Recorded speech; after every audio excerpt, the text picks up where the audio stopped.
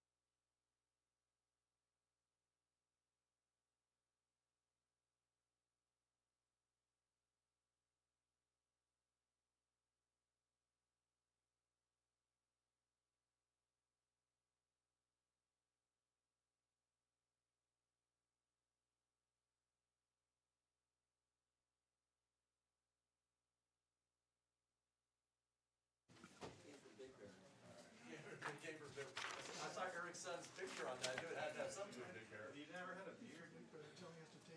Hello.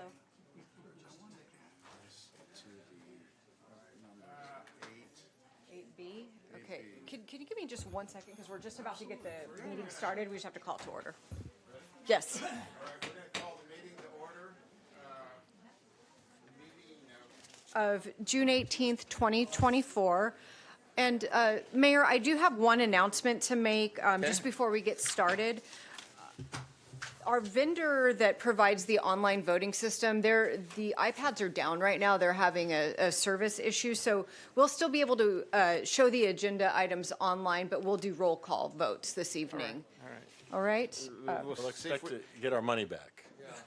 See if we remember. Did we pay the bill? All right, we're ready to start, and let's go first to roll call. Call the meeting to order. And we will note that all members are present. All members are present. And next item on the agenda is the invocation, and that is going to be given by Stan Mathis, member of Elders Quorum, Presidency, Ola Vista Wards, Church of Jesus Christ of Latter-day Saints. All right, stand if you can. Our dear gracious Heavenly Father, we are so grateful for the many blessings which we have. We are grateful that we live in this beautiful city. We are grateful for those that take their time and effort to serve us. We are grateful for our families and for our friends that support us and help us to be able to make this city a better place. We ask a special blessing that the spirit of peacekeeping might be here, that we might be able to feel thy love, and that those that are going to present will be able to have clear thoughts, and that we'll be able to communicate and discuss with kindness. We ask for these blessings, and we do so in the name of Jesus the Christ. Amen. All right, the pledge of allegiance, put your hand over your heart. Let's begin. Pledge allegiance to the flag of the United States of America and to the republic for which it stands, one nation, under God, indivisible, with liberty and justice for all. All right.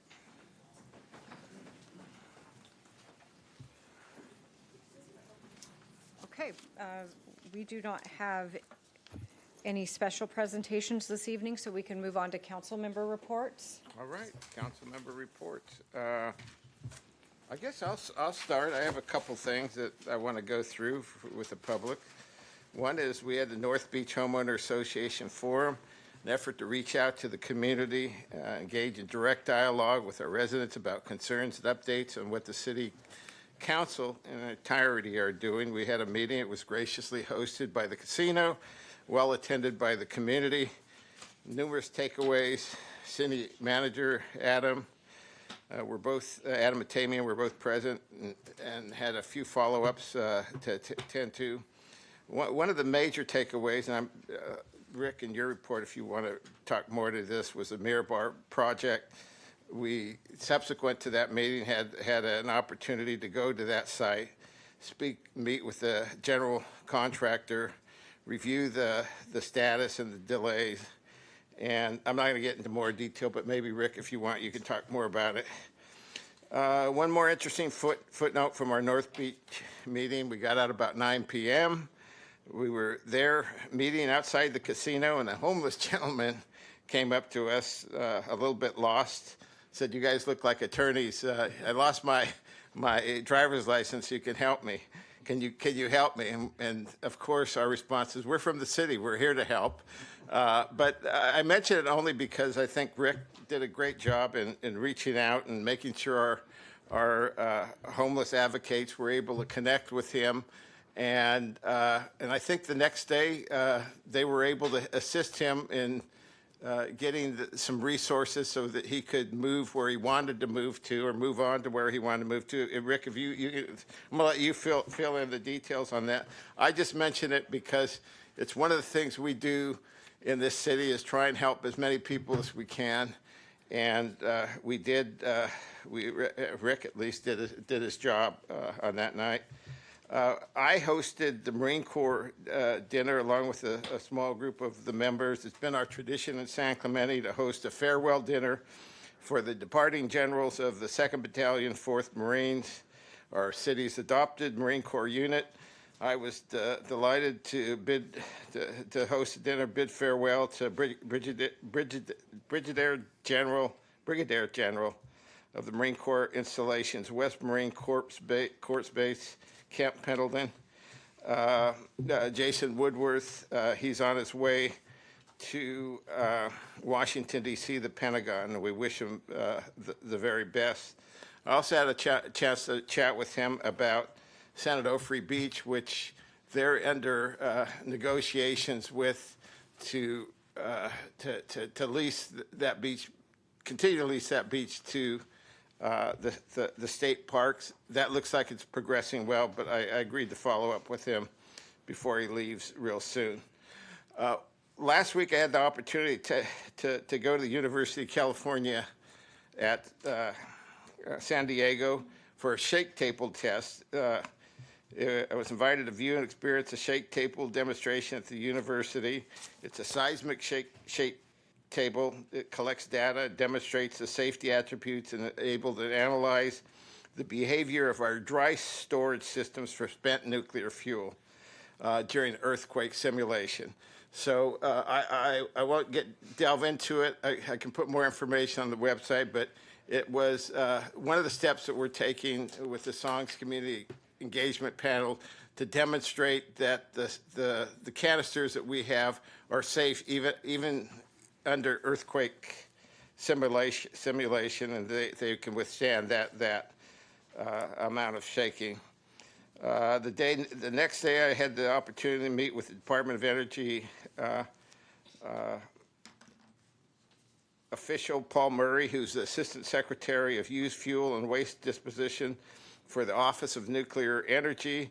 He outlined the current working conditions, the federal interim storage of spent fuel, and how they're proposing to do that and move that fuel in a time frame of 2038 to 2042, as well as what they're doing to develop non-site specific plans covering where they are today through siting, licensing, operating, closure of deep geological repositories, and a permanent disposal storage for the spent nuclear fuel. Mr. Murray and I also discussed numerous near-term trust-building demonstrations, including a durability test to build trust and confidence in the safety of spent nuclear fuel, moving the cast with high burnup fuel within the next few years. He also shared information, and I have these photos if you want them, of the new rail cars that are being tested by the Department of Energy to move those canisters off-site. Most interesting, most fascinating for me, he also outlined the testing of guided wave technology to monitor the casts that are at San Onofre on a 24-hour basis. This past Friday, we had a meeting that I was online, and I think our senior staff were on it also, where we were able to secure a waiver for the North Beach sand from the California Coastal Commission.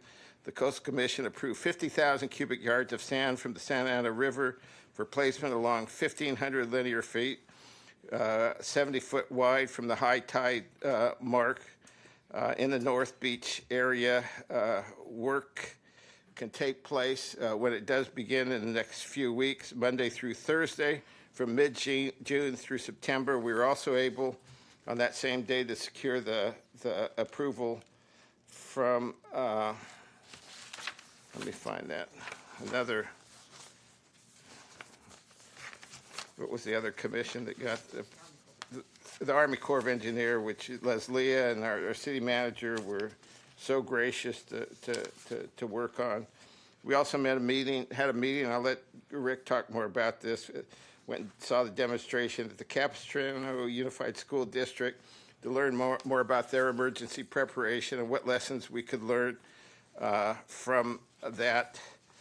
that would be applicable to our community.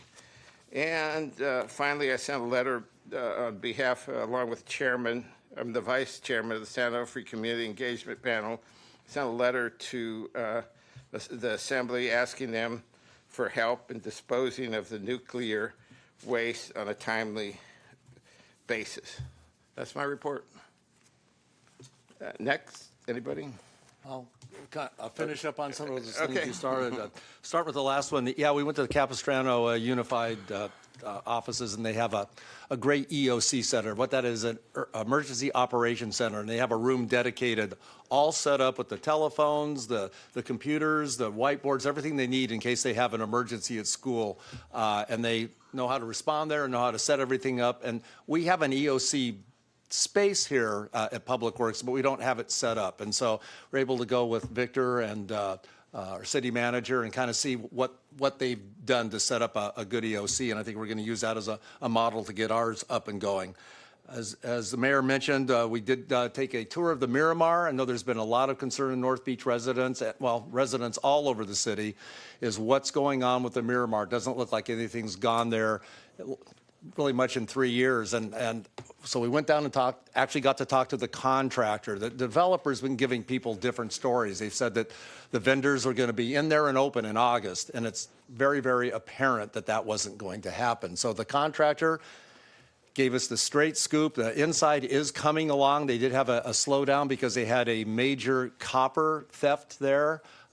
People broke in, pulled a bunch of wire and stole the wire, which means they had to rewire the place. So that slowed it down a little bit. But he really feels that the outside can be buttoned up, stuccoed on the outside, roof put on. They have all the HOV on the roof now, so they can do a roof, do stucco, and he really feels that the place can look like it actually is a real building in anywhere between 2 to 3 months, which isn't what we had hoped for, but at least gives us a light at the end of the tunnel there. So it won't look like a broken down building. It'll look like it's actually something that should be there. So that's actually pretty exciting.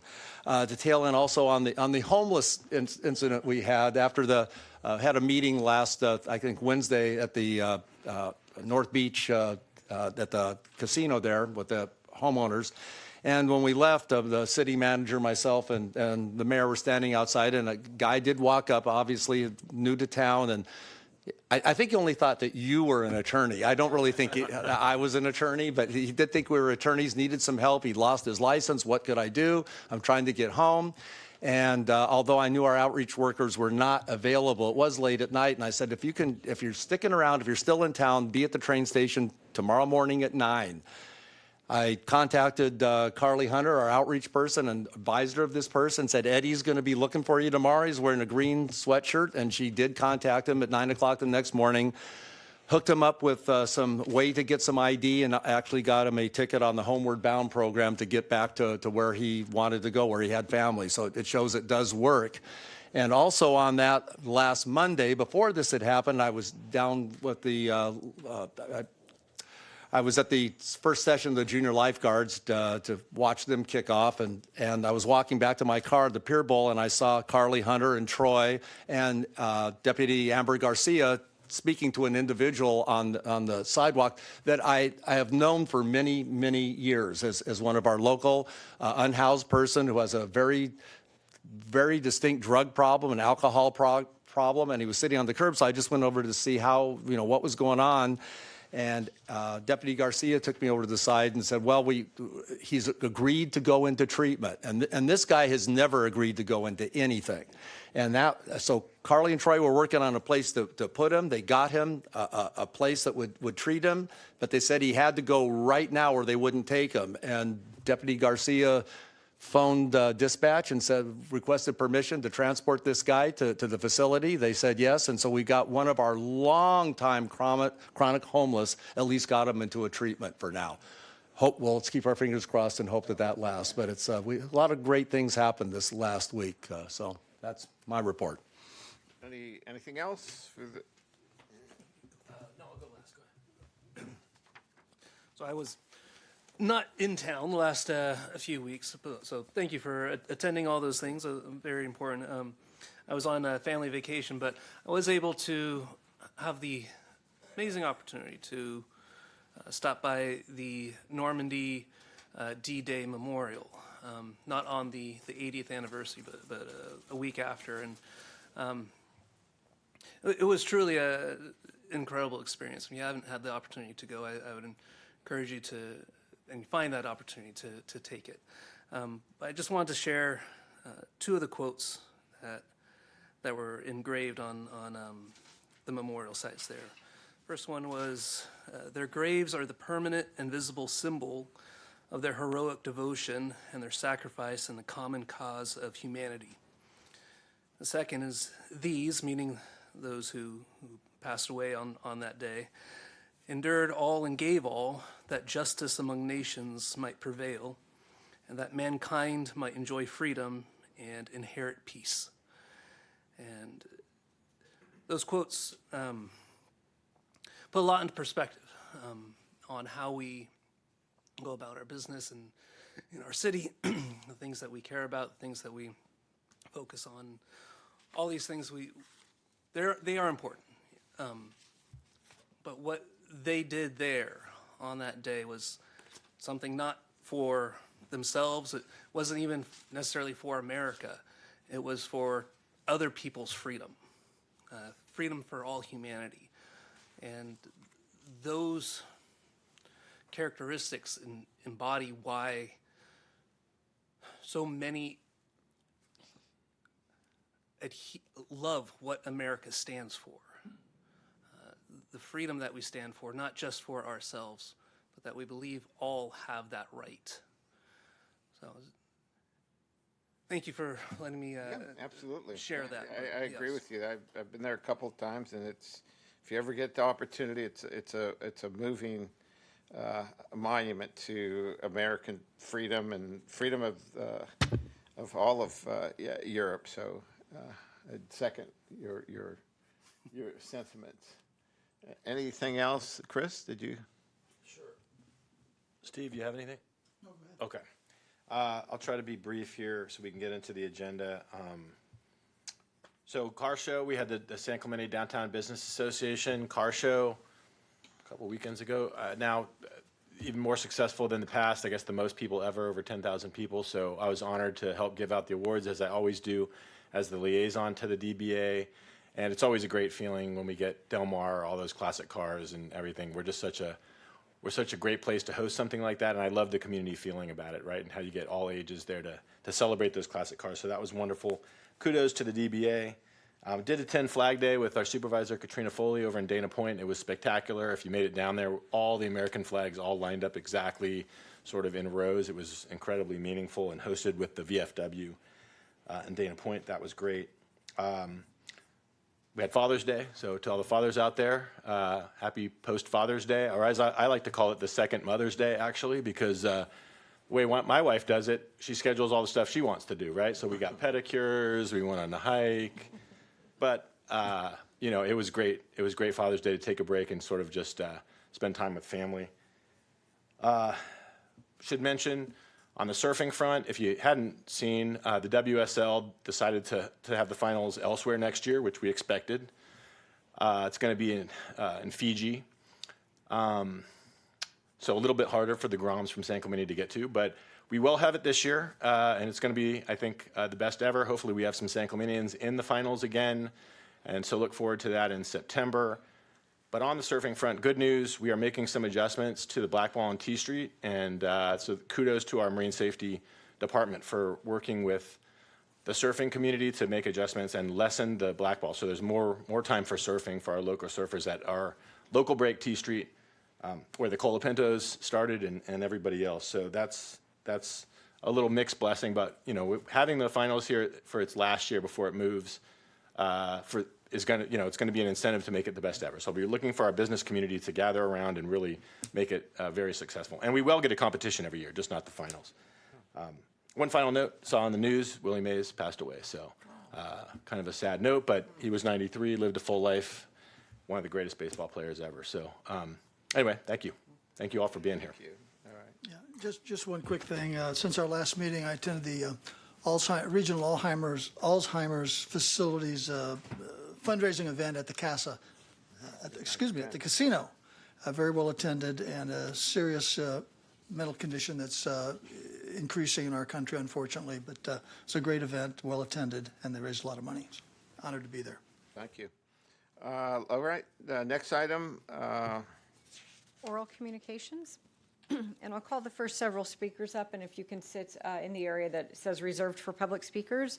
We'll begin with Daniel Gulbranson, followed by Joe Wilson, followed by Amanda Quintanilla, followed by Mike Kay.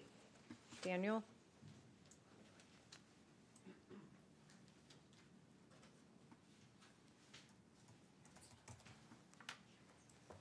Welcome. Nice to meet you all. I came down from Big Bear. I love your agenda, the way you guys have it laid out. It's beautiful. I'm going to take it back and try to make some improvement on ours. Also brought some articles. Our Grizzly newspaper editor quit because she was being told what to say and what she couldn't say. So in honor of Volume 1, Issue 1, we have somebody that used to work here. Most of you may know Son. You all need to get an article. And I'm going to try to keep in mind the prayer, and try to keep that in mind. I also have from an ex-councilwoman that quit because she was being harassed, degraded, bullied. That paper's in here too.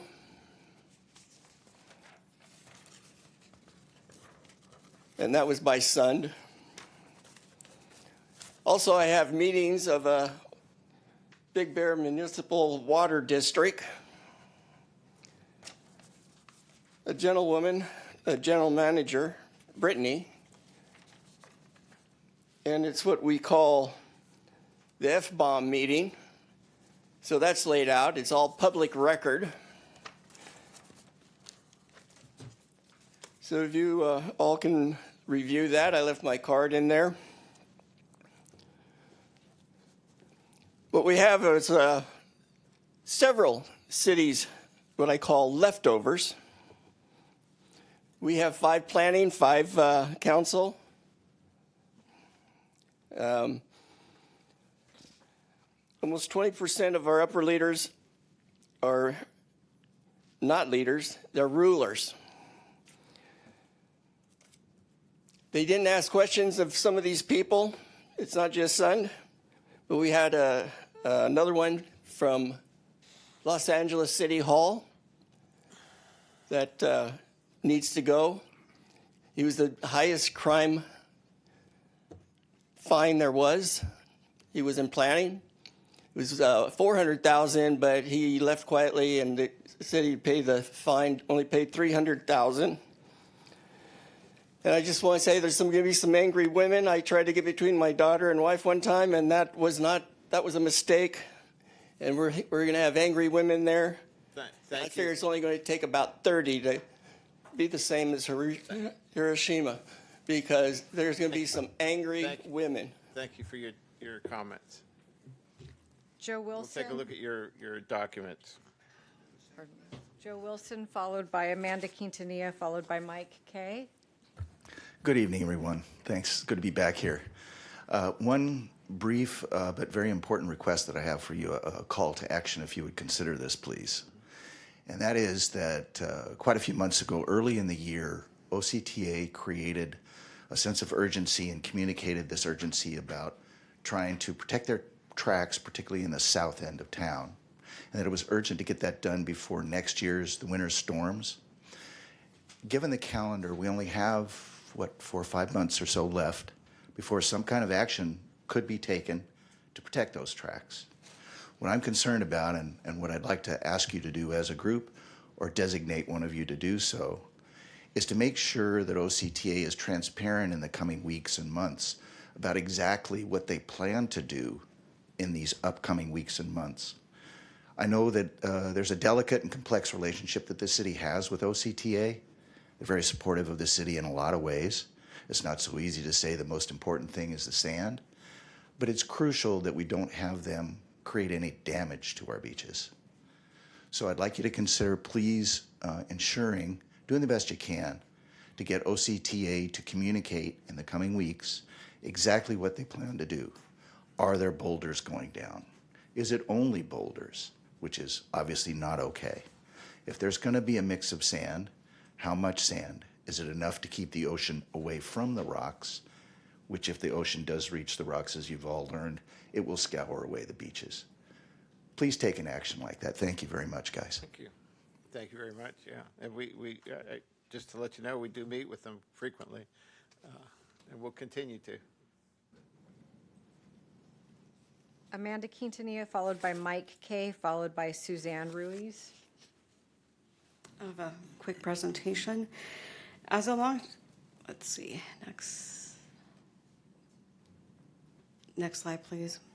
As a longtime resident of San Clemente, who grew up at North Beach, I'm very happy that the California Coastal Commission approved the waiver allowing the placement of 30,000 cubic yards of sand at North Beach, and I appreciate the Coastal Commission for doing that. I also appreciate and thank Assemblywoman Lori Davies for her support letter to the Coastal Commission. Next slide, please. As well as thank you to Senator Blakespear for sending a support letter as well. And next slide, please. Thank you to Supervisor Katrina Foley as well for sending a wonderful letter. And thank you to our Mayor Cabral, for sending out a letter to the Coastal Commission for approving the waiver. Next slide, please. I think this is one of the quickest PowerPoints that I've ever done. We really, I was listening to, next slide, please. I was listening to the the Senate Transportation Committee or Subcommittee on Low Sand Rail Resilience.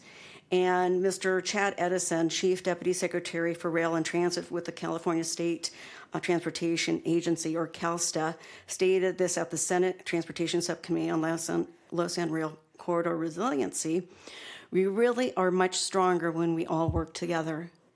And this is really important because we have, and the representatives have, our city, Katrina Foley, Assemblywoman Lori Davies, Senator Catherine Blakespear, and I remember that at that meeting, at that hearing, Senator Archuleta was helpful and very responsive. So was Mr. Calfee, who was the chief counsel for oh my gosh, I'm blanking out on the name, but everybody is working together and they're all working collaboratively, and they and when I listened to the Coastal Commission meeting of last Friday, the Coastal Commission is working with the OCTA, and so the OCTA has always been transparent. They've always promoted public engagement, and I am really supportive of them and everybody working as a partnership.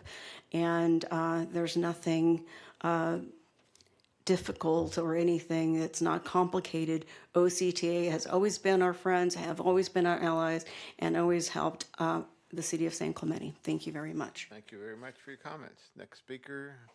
Mike Kay, followed by Suzanne Ruiz, followed by Lois McNichol.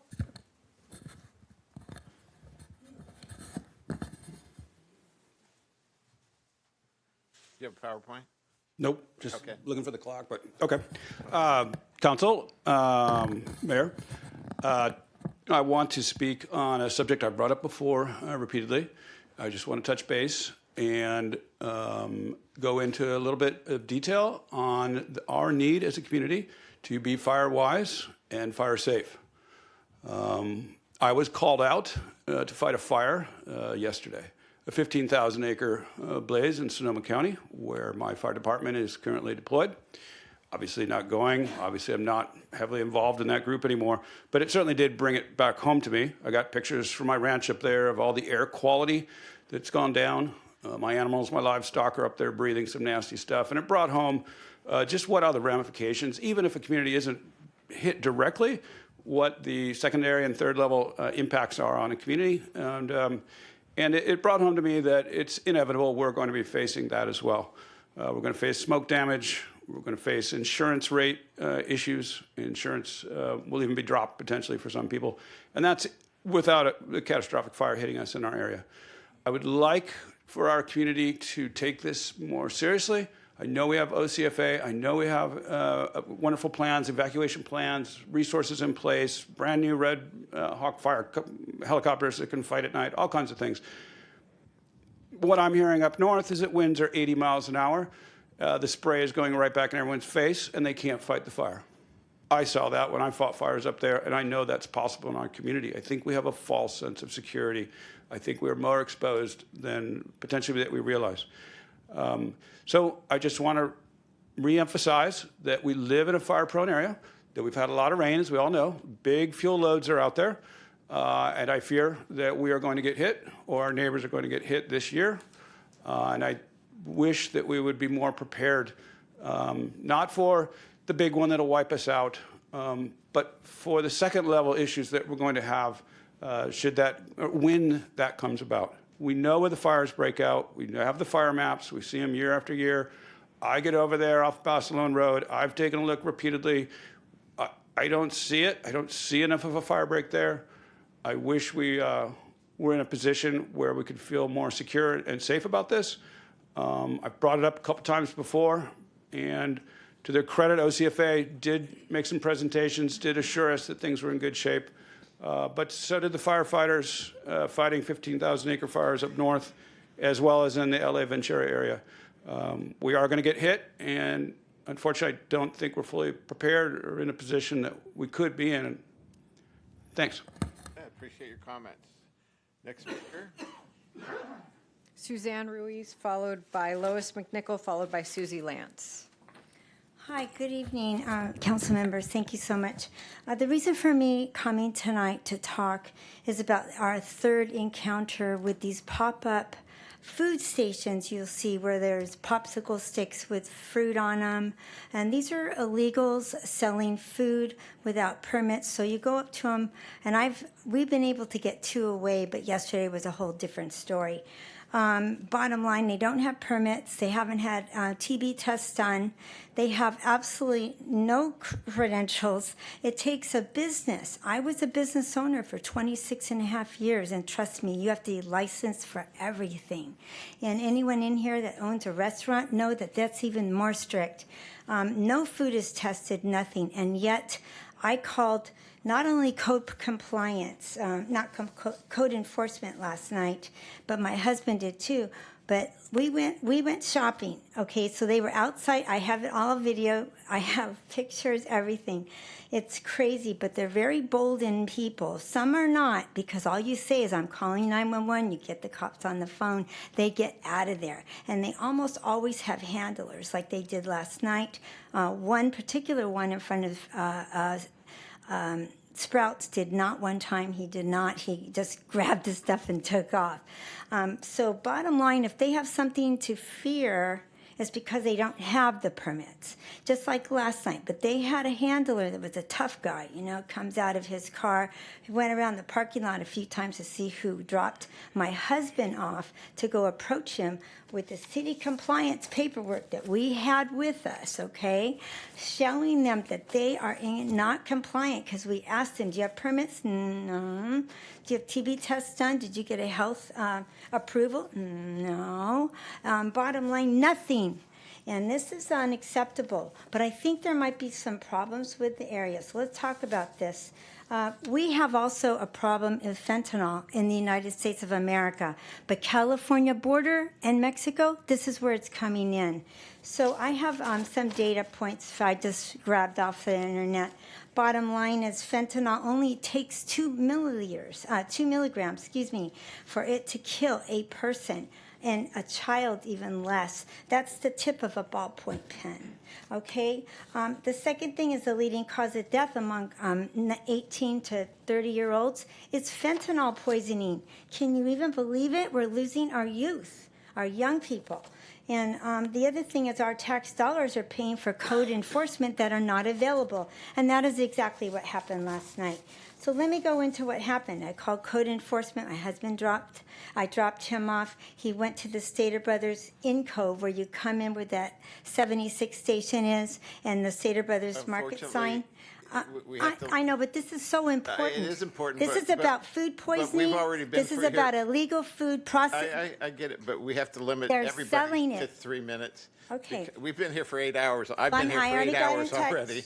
I already And got probably it. have another 4 hours, so thank you very much for your comments. I would suggest that you do talk to our city I know, manager. no, I've already talked to the compliance, Okay. code compliance supervisor, Daniela All right. Sorham, and I will be But talking more with her. Thank you. And this is unacceptable. This is our Thank you. Who's the third next time. speaker? And they're very aggressive. Lois McNichol, followed by Susie Lance, followed by Frank Schneider, followed by George Gregory. Lois? Okay, and I do have a presentation. I don't have one from you. Oh, I sent it to you. And I even confirmed that I would be coming to the June 18th. Oh, excuse me, let me just stop this. We do have it saved in our presentation folder? It's not under Lois's name. Okay, what is it under? Do you know what name it was sent under? It was probably sent under Sand and Surf. Oh, Yeah, that's it. oh, I had it in Family Plat. That's the, pardon me, that's the email address that it came under. Okay. Yeah.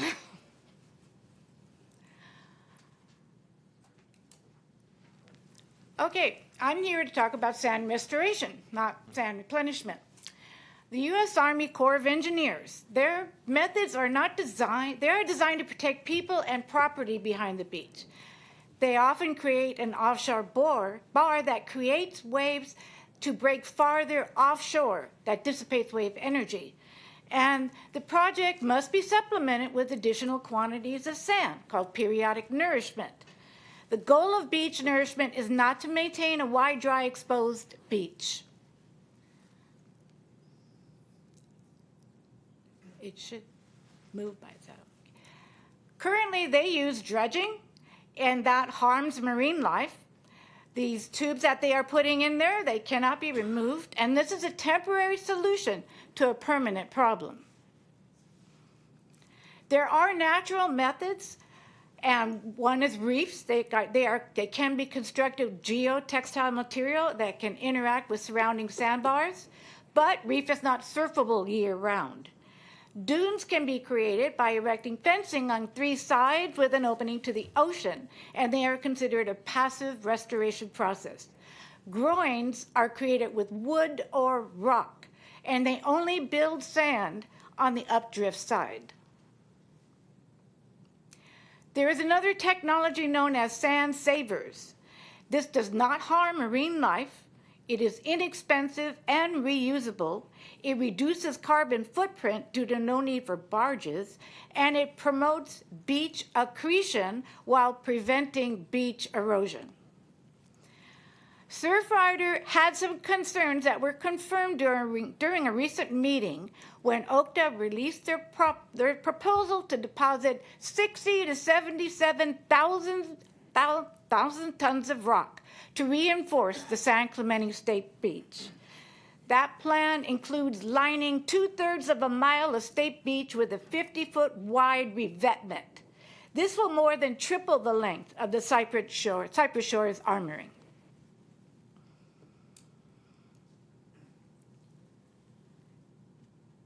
And public access to San Onofre Beach will end August 31st, 2024. So I'm glad we are acting on that.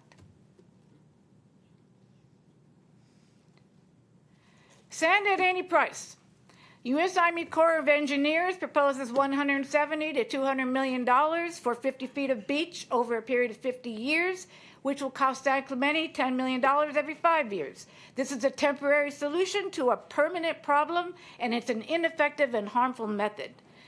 The sand savers can cost $54 million, cover 4.6 miles of beach, see results in 3 to 6 months, and it's a permanent solution, natural and proven effective. Your time is up. Thank you very much for the presentation. Susie Lance, followed by Frank Schneider, followed by George Gregory, followed by Suzanne Muniyam. Susie? Hi, good evening, Dean? city friends. I'm Susie with the Chamber of Commerce, and I'm here to give a little short report on behalf of the Chamber. I wanted to mention that next Wednesday, that is June 26th, the Chamber will be hosting a government and city affairs meeting. We will have our speaker, Orange County Sheriff Don Barnes, and we invite the community to attend. We do ask, however, that folks who would like to come to please sign up on our website. If you're a chamber member, it's complimentary. For those who are not members yet, it's $20 to attend the meeting. The format is we have the speaker presentation, and then we have about 10 minutes of Q&A with the sheriff, and then we will have our reports from our legislative representatives as well. And then following this meeting, our Workforce Development Committee has partnered with us, and also Capo Unified School District's College and Career Advantage, the career and technical education arm of CUSD. They're going to host an open house at the College and Career Advantage site, which is on the campus of Capo Valley High School. So we'll be able to explore the classrooms and see what they have going on. So it's really exciting. Again, we invite the community to attend, but to please sign up on the Chamber's website, and we look forward to seeing you all. Thank you very much. Thank you. Should be an exciting meeting, too. Thank you. Do we have? The meeting's at the Outlets at San Clemente at the VIP Lounge. It starts at noon. And the Workforce Development Open House is at the Capo Valley High School location at 1:30. Frank Schneider, followed by George Gregory, followed by Suzanne Muniham. Frank Schneider? Not No, here? no, Okay. Frank. George Gregory? The Miramar in a couple months. I'm concerned about the sand going to North Beach. I'm sorry, George Gregory, North Beach, parolee. Thank you for having me. Concerned about the sand going to North Beach. Last time we had a bunch of rocks and stuff, and that's because they didn't what's called proof it. They didn't proof the sand, they didn't screen it, they didn't strain it, they didn't put it through a colander. There was rumors they had one, but it broke down. There was rumors that they had one, but there's a big hole in the screen. Problem is somebody's going to have to go look at that thing every day to make sure these guys just don't get lazy because they're tired of waiting for it. They want to get ahead of the traffic, or it's broken down and they want to earn their dollar. I can't blame them. So they just start loading up the trucks again. It's going to be very difficult. Maybe we could do it with a video somehow, like a hostage in a newspaper for the date. My second comment is no new taxes. Do not give me taxes to pay for sand. In other words, allow some development in our community. It'd be nice if the Miramar was, instead of a drain on our community, was an asset to our community. My endeavors have been stalled out for 20 years, and they're good endeavors. Build a harbor. A harbor will make you tons and tons of tax money, and it'll release some of the ocean to the rest of our community that like to fish, use sail, boat, charter, swim, stand up paddleboard, blah, blah, blah, blah, blah. If you can imagine how many people, how much energy would that bring, especially with the little nugget of historical properties nearby. If the trains were to leave tomorrow, I suggest we leave the track along the bluff, because that track may help us in the future of fortifying our beach. Take down the fence and stuff, because we're not going to be using it every day. But a flagman could direct it, and we could push it with the dozer even. I mean, we don't need our own locomotive, let's face it. But a harbor would act as a a way to help replenish our beaches. With the railroad as a demarcation line is quite a civil structure. Let's use your imagination. Or we can use these high carbon output trucks to bring this sand to us. It's silly it's not going on rail. But I realize where it's coming from, it's not near rail where it's coming from. But like if we use Prado Dam sand, that's by rail, and where it's going to end up is by rail. So a wonderful, wonderful way to move the material about. So anyways, no new taxes, Andy. Thank you for your time. Thank you. Thank you for your comments. Next speaker. Final speaker is Suzanne. Hi, good evening, City Council. I have two issues. One is water. Chemicals that are used in our water is copper, lead, nitrate, which is fertilizers, industrial waste, etc.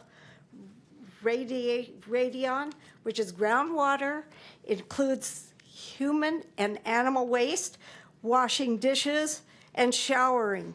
Fluoride, well, that has dental issues, bone deterioration, and neurological development, brain development, which means cognitive thinking. So it deteriorates the thinking of your brain.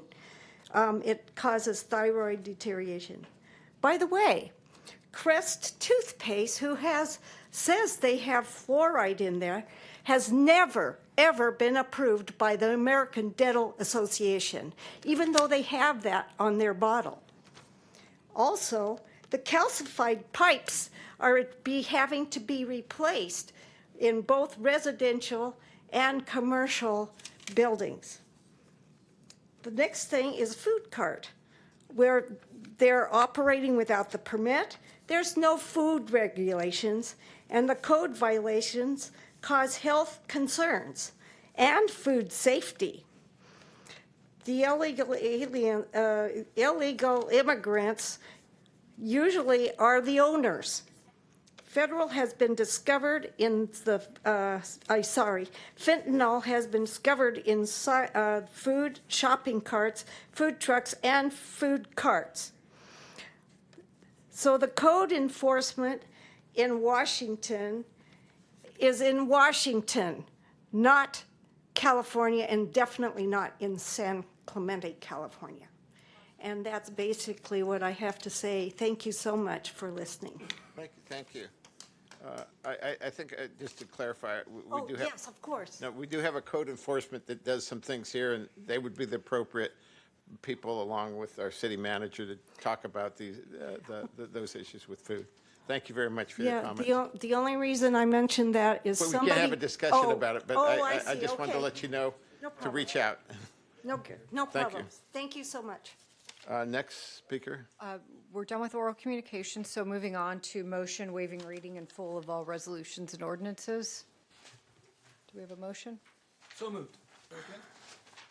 Motion by Mayor Pro Tem Enmeyer, second by Councilmember Noblock. Councilmember Duncan? Motion waiving reading in full of all resolutions, or I'm taking a roll call vote. Okay. All in favor? Aye. Without objection. Consideration of agendizing items requiring immediate action. I don't None? think we have anything. Closed session report, City Attorney. Thank you. The City Council met in closed session on item A1, and direction was given. There was no reportable action. They met in closed session on item A2, and they voted 5-0 unanimously to authorize the city manager to execute a settlement agreement with Kroger Corporation and to make elections regarding distributions. That settlement agreement is available online at nationalopioidsettlement.com or with the city clerk. The council also met in closed session on item B. There was direction given, no reportable action. Thank you. Staff communications, I don't believe we have any. None today? Okay, next Public item hearings. next item on the agenda is public hearings. The public hearing process includes a staff presentation, a presentation by the applicant not to exceed 10 minutes, and public testimony not to exceed 3 minutes per speaker. Following closure of the public hearing, the city council will respond to questions raised during the hearing, discuss the issues, and act upon the matter by motion. First public hearing is a park master plan amendment of Richard T. Steed Memorial Park, Baron von Willard Dog Park, and adoption of an addendum to the initial study mitigated negative declaration pursuant to the California Environmental Quality Act. And we have Beaches, Parks, and Recreation Director Wiley here to present. All right, so we're going to open the public meeting right now and hear the testimony of Samantha Wiley. Samantha Wiley, Beaches, Parks, and Recreation Director. This evening should be a pretty simple item. This is simply an amendment, adopting an amendment to the Richard T. Steed Baron von Willard Memorial Master Plan. This includes, really specifically, it's focused on the change from 16 pickleball courts to 24 pickleball courts. You might recall that this is the adopted master plan from just May of last year, so a little over a year ago. Council approved a master plan update to Richard T. Steed Park, and that included a variety of elements. And within this master plan, there was a recommendation for 16 pickleball courts at that time. Shortly after that meeting, the council requested staff look at amending this master plan to include the option for up to 24 pickleball courts. So that's 8 additional pickleball courts, and that's what we're looking at this evening. So the proposed amendment here essentially adds in an additional 8 courts. It does some rearrangement of the previously adopted master plan, but all of the elements remain in place. I want to note that with the addition of 8 more pickleball courts, we do edge into the multipurpose field, so it does become quite a bit smaller. In the original master plan, that field was World Cup size, so quite a large soccer field, likely not to be used for any type of World Cup activity. So this is a 10U field, so a bit smaller, but still very accommodating to the activities that we see all of our youth sports and adult programming used in San Clemente as well. So you'll see there's some shift in the conceptual plan at the end of the day that moves the volleyball courts around. It moves the dog park. It does still leave some open flexibility for kind of some open grass areas, lookout points. So all of those remain intact. It's also key to note that this 24-court design includes an expansion of the parking lot, and that's a really critical component as we look to build out this final plan. So this is the proposed amendment. And then the kind of third or second course of action we're looking this evening for council's approval on is adopting the 24-court design.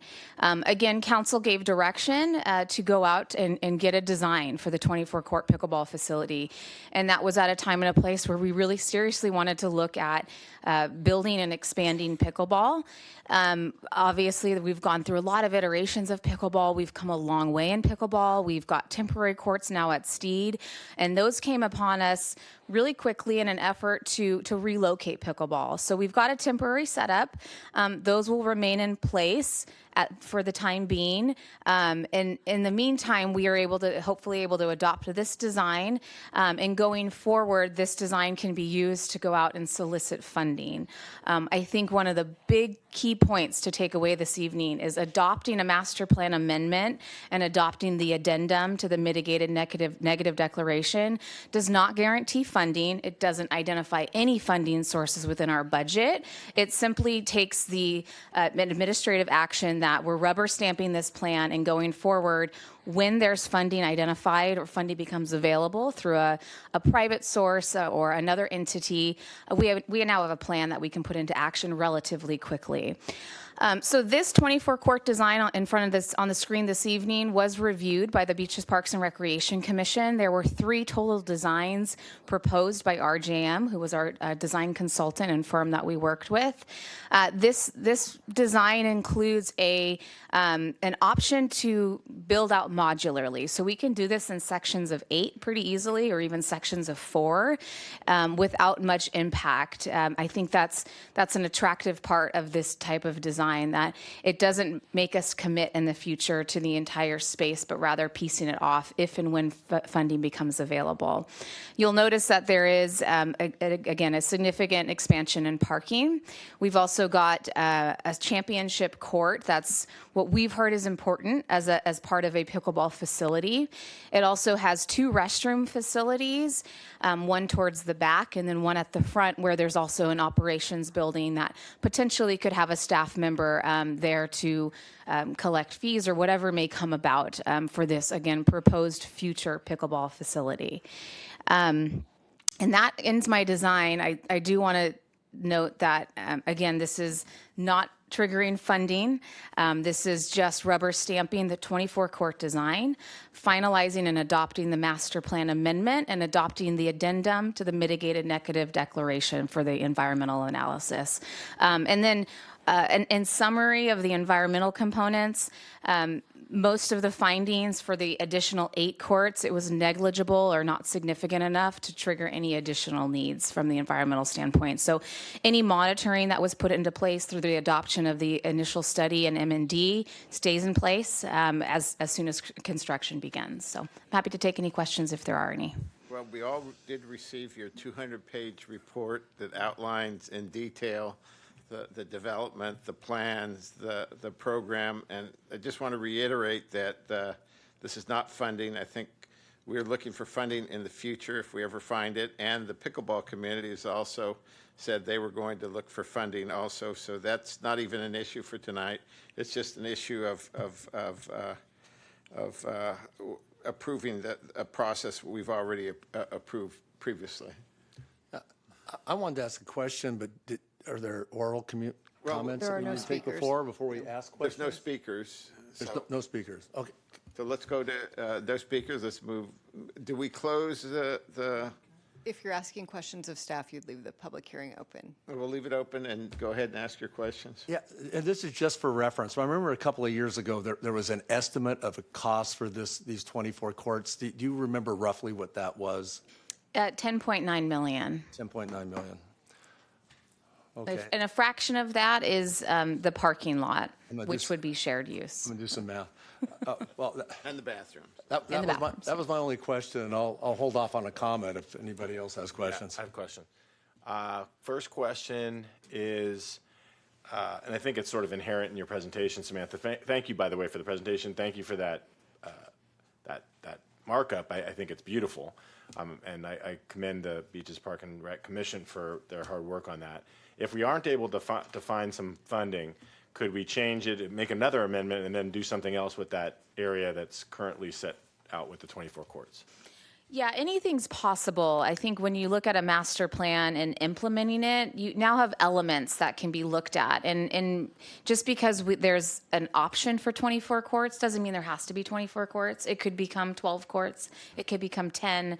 And then maybe you look to rearrange the volleyball courts and expand the dog park, or you add in a different type of multipurpose field, or you add in a different softball field. Those become pretty malleable in a sense. But this is an important piece where we are adding additional courts, and that kind of changes the scope somewhat. Okay, thank you. Yeah, that was the first one. The second one is, we've heard from the skate community, and I know that there was some concern that the other pickleball courts that we did install displaced them a little bit. Does these 24 courts adversely affect the potential for a skate park at Steed or any other park, I guess, if it's part of the master plan in that location? No, again, hypothetically, if we play out the master plan, those 8 temporary courts are temporary, and we would essentially take those 8 courts and plant them where they're supposed to be, which is at the end of the parking lot. Then that allows for the final expansion of the skate park. Similarly, and again, this is all very hypothetical, you could say, pickleball kind of works where it's at we're going to consider an expansion of the skate park where pickleball was. Again, you now have a master plan that has those expansion and those elements adopted into it. And while the original concept design, I think, is the best fit, but it does give us flexibility now that we have an adopted plan to kind of puzzle piece and Tetris some of the other elements together. And is the city still committed to expanding skate park facilities for our skating community? Absolutely. That included some funding for this upcoming new fiscal year that council approved and adopted through the CIP program at its last meeting. So we're going to look to do a small expansion and potentially adjacent to the existing skate park of some additional features that would enhance the skate park and expand it somewhat. So it's kind of that first step. Thank you. Any other questions? Yes, Steve? Quick question, Samantha. Are you looking at any private organizations to lease these fields on a membership basis? I know the city's talked about charging a fee potentially, but have you looked at private organizations to do that?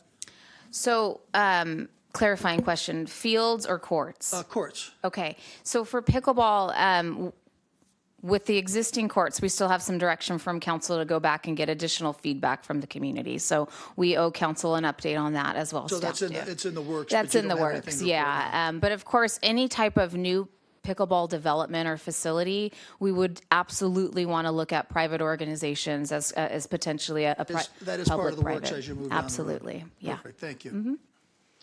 Questions?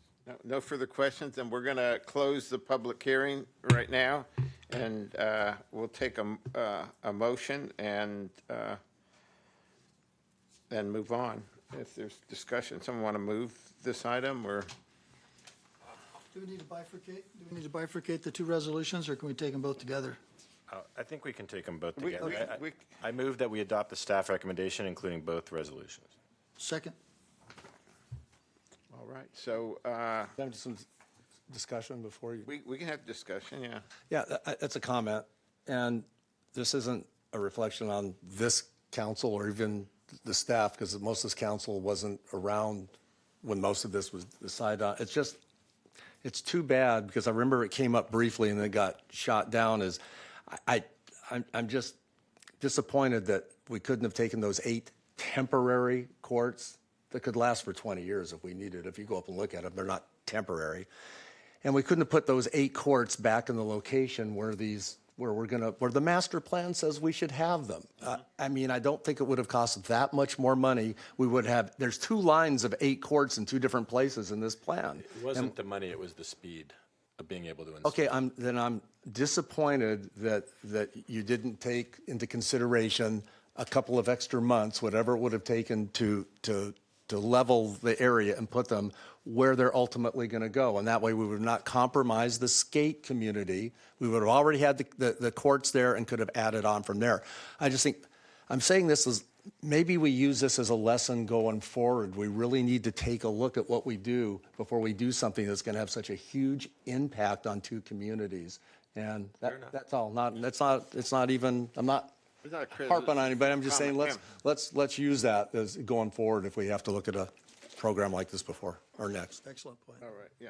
So let's take a vote, but let's take a roll call vote, just because. Okay, so the motion on the table is to adopt staff recommendation, motion by Councilmember Duncan, second by Councilmember Knobloch. Councilmember Loeffler. Aye. Mayor Pro Tem Enmeyer. Aye. Mayor Cabral. Aye. Councilmember Duncan. Aye. Councilmember Knobloch. Aye. Carries 5-0.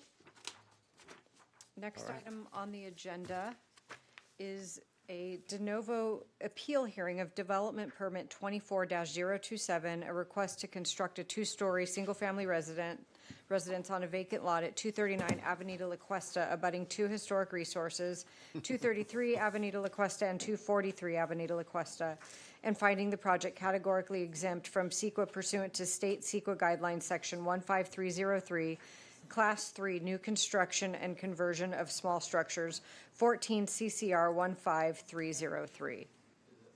All right. And we have staff here to present the item. We have staff to present. We're going to open up the public hearing. Before we begin, though, I'd like each of us And I'll start to make a disclosure of our ex parte communications, if any. I don't know all of them. I did have a question. I received several books of information, I think through the city clerk. I don't know if they're ex parte communications, but they were books that I received from one of the parties about this project through the city. I think I had a call from the one of the parties that's developing this project, and I requested a meeting, and through an email I told them because this was a hearing de novo, I could not meet, and I didn't feel comfortable meeting but we listened to them at the public hearing. So those are the only and I've received numerous, yes. Mr. Mayor, I just want to note for the record that all the materials that the council received from the city are available in the back and were provided as part of the agenda materials in connection with this item. Does that include the large booklet that we all That's correct. Okay, so all that material is available. I also received, numerous emails, which probably all of us got from concerned citizens in this community. So that's my disclosure. I'll make. I listened to the Planning Commission meeting about this project. Received the same emails. I'm very familiar with these residences. I have a very good friend that lives in an adjacent residence there and spent time there. So I'm very familiar with the neighborhood. That's. Councilmember Loeffler, does your viewing the Planning Commission meeting have any impact on your ability to be fair and impartial in this matter? It does not. Have you prejudged this matter at all? Have not. Do you have any bias related to the fact that you have friends who had lived next door? Have not communicated about this project with them. Is there anything that would affect your ability to be fair and impartial in this matter? There's not. Thank you. Councilmember Duncan? I think, like all the council members, have received email correspondence from numerous parties on, I think, either side of this. So we received those, but did not respond to any of those emails.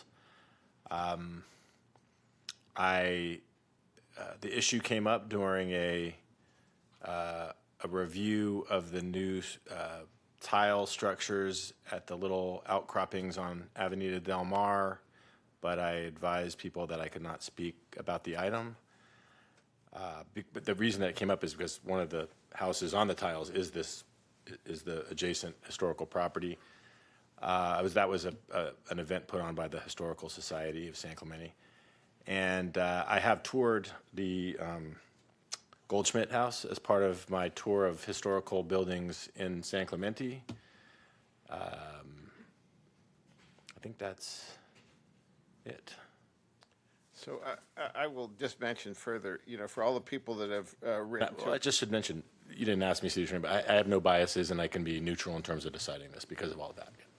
Yeah, for all the people that have written us and we haven't responded, it's not because we don't want to respond, it's because we're trying to be objective in this and neutral in this. And if whatever we'd write to you would probably signal our support or opposition. So if you wrote to us, that's why we didn't respond, because we didn't want to. Yes. Mr. Mayor, I just would like to clarify for the 3 council members who have made disclosures about having received emails. Are the contents of those emails anything different than what was in the agenda materials? For the most part, there's new materials in some of those. They all add a little. The ones I receive add a little bit more to the discussion. So if there's information that's not in the agenda materials that you're disclosing as an ex parte communication, can you please provide the general nature of those communications? I'm trying to see if I have them here. They were all through emails, and I think they went to every city council member, and they were from. I think the answer to your question is they reflect the same information that we got in the city packet. That's what I'm trying to get at. In the emails that everybody received, is the general nature of them any different than the information No, the general received nature in the is packet? not. Okay, thank you. All right. Mayor Pro Tem? No, Go ahead. No, go ahead. I have Nothing to disclose, except that I have toured the house. That was about a year ago, but I do not believe that will preclude me in any judgments pertaining to tonight. Which house would that be, Mayor Pro Tem? The Goldschmidt Thank house. you. I have no ex parte communications on this matter. Thank you. The only thing I would add is I did tour the neighborhood, drove around the neighborhood just to get a better sense of what the community and the neighborhood look like. And with other than that, I don't have any other information. So let's start then with the city report. Thank you, Mayor. Good evening, members of the council. David Carrillo, Associate Planner. So the project being reviewed tonight is located at 239 Avenida La Cuesta, as seen on the screen here, highlighted in the aqua blue. It's within the residential low and special residential 2 overlaid zoning district, and it's abutting 2 historic resources. To the right, it's the Goldschmidt House. This home was constructed in 1928 and was designed by Paul R. Williams, a prominent African-American architect with a myriad of projects in the Los Angeles area. This is also in the National Register, and it was placed in that list in 2004. To the left is the Campbell House. This was constructed in 1941 and also designed by a prominent local architect with mainly work in the Laguna Beach area.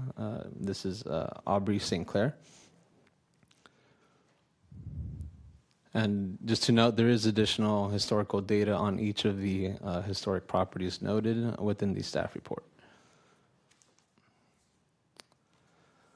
So I wanted to answer the question as to why this is before the council tonight. So this is, again, to reiterate, a single-family residential lot in the subject zone.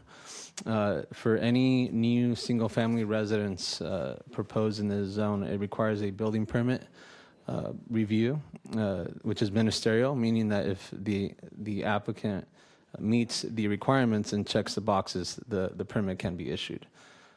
In this case, when you have abutting historic resources, it triggers a discretionary review, and for this project, it's been reviewed under a development permit.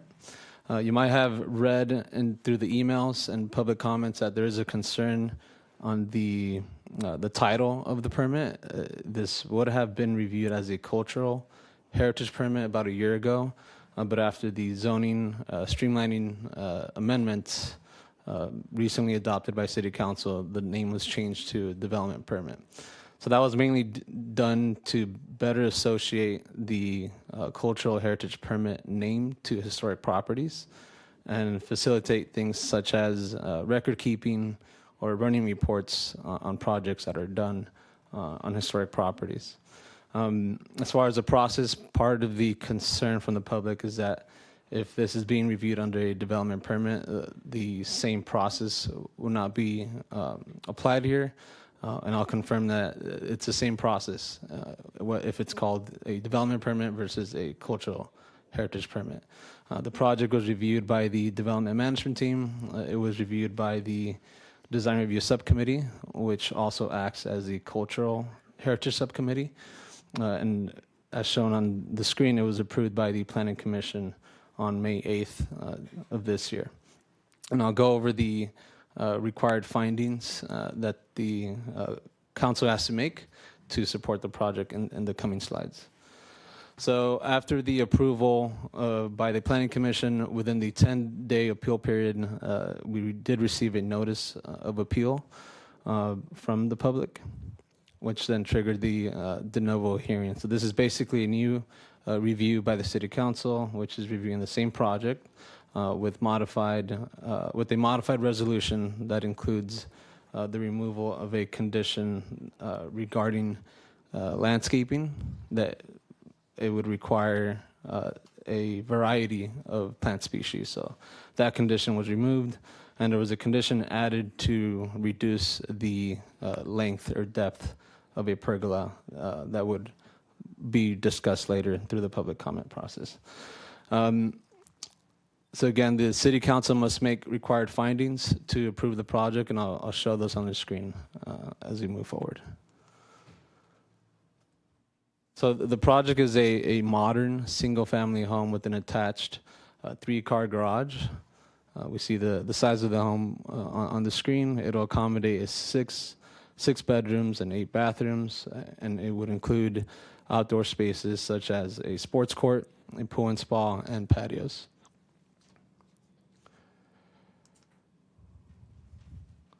So part of the analysis is that staff has to undergo is to review the project and its potential physical and visual impact. So here we have a slide showing the Campbell house. This is the home at 233 Avenida La Cuesta, left of the project site. So this is a view of that property from the corner of La Cuesta and Patero del Oro. We can see here that this property is significantly screened by overgrown vegetation, which is currently not in compliance with city hedge height limits.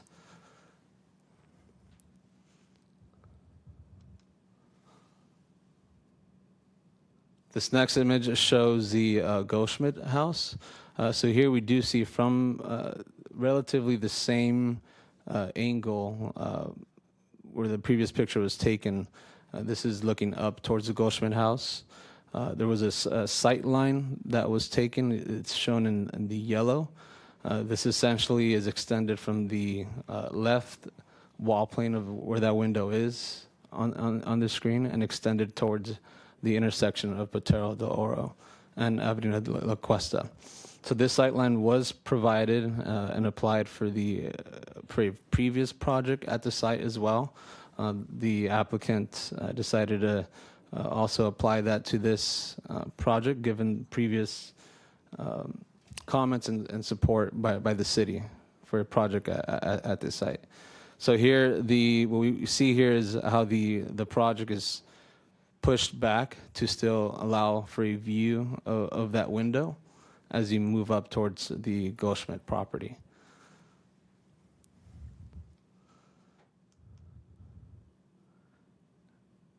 And this is another shot taken further up on Avenida La Cuesta that gives more of a view of the front of the home, of the Goldschmidt house, in relation to the proposed project, which is on the left side.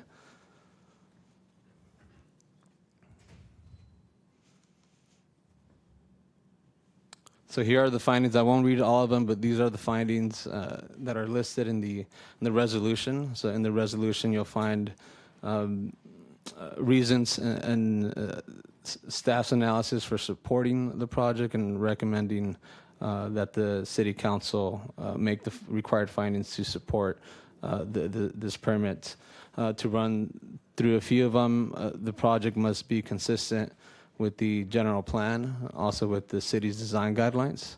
I'll say during this section that there were some also concerns with the style of architecture. In this area, there is no requirement that a Spanish colonial revival home be built on the lot. There are some public comments provided that mention a deed restriction at one point that requires any home on that lot to be built in that Spanish style. However, there was a court ruling in 1936 that determined that the city won't be able to enforce that. So moving forward from that point, you wouldn't see that in the sales agreements. Since then, the city has gone through a legal zoning process to establish districts within the city that do require Spanish style architecture. And these are areas such as the Pier Bowl, downtown, and North Beach. And I'll just end with part of the finding is that the project also be compatible with the neighboring properties. And again, staff has made that finding.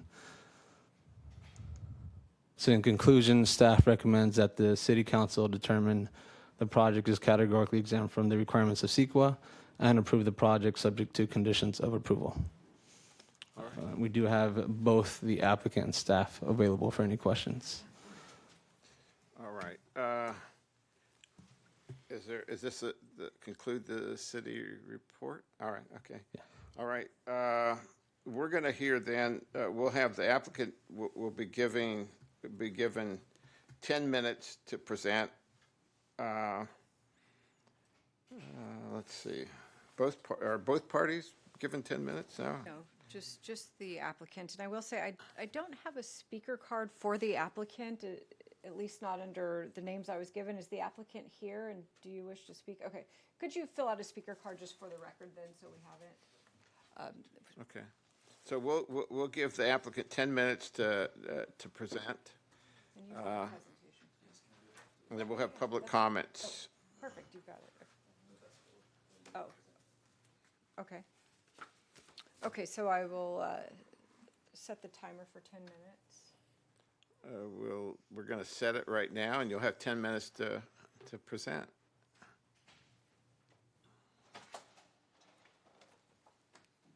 Okay, good evening, council members and staff. My name is Dustin Morris. I am the principal at EO Design that we have been working on the Moses residence and the design of it. Present with me is Mr. Mike Laffer, who is the Moses legal representative, as well as the future homeowners. John and Ashley Moses are here. Also, Kevin Colson, who is of LGC Geotechnical, who is the city's chosen geologist working on Casa Romantica and reviews a lot of the projects coming into the city. Also, Mr. Craig Anderson, who is the contractor who will be building the Moses residence, should this be approved. And you would have received in the packet letters from Mr. Bob Milani, who is the civil engineer on the project, as well as a letter from Mr. Mark Israel, who is the chosen structural engineer on the project. Next slide, please. So just running through, and kind of, I think at this point everyone would have driven through the neighborhood and kind of gotten a feel, so you can kind of just scroll to the next one. Starting at the top of the street on Avenida Cuesta, moving down, you can move down to the next one. The purpose of this is just to kind of bring you into the neighborhood, let you see the homes that are currently in the neighborhood, the mixed style of homes that are in the neighborhood. Driving through this neighborhood, I would not call this a historic district. If you could pause on that slide, you will notice that now would be the time that we would potentially be seeing the Goldschmidt residence if it were not for that house on the right-hand side. Keep going down. Pause on that one. Another one, this is a house on the left-hand side that is directly opposite what is the historic Goldschmidt residence.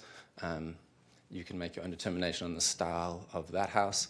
And then we're going to turn, you can go to the next slide, go up the street, keep going.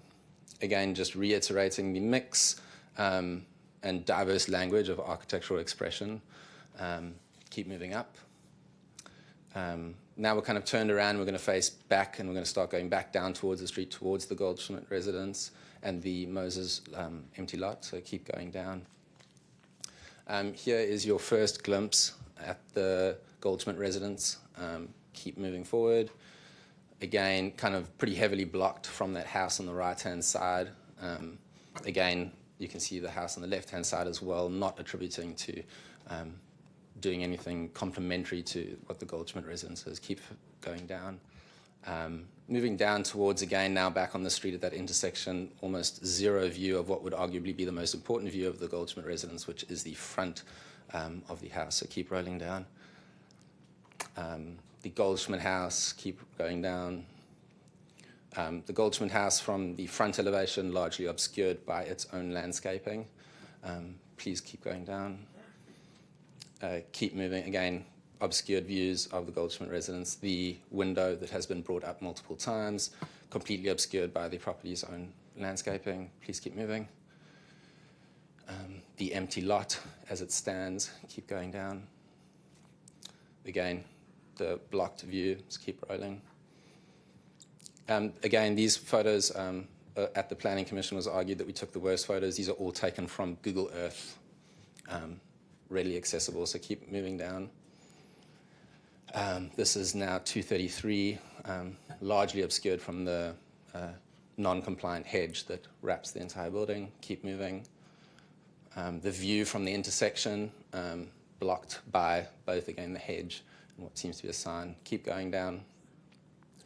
Keep going down. Keep rolling.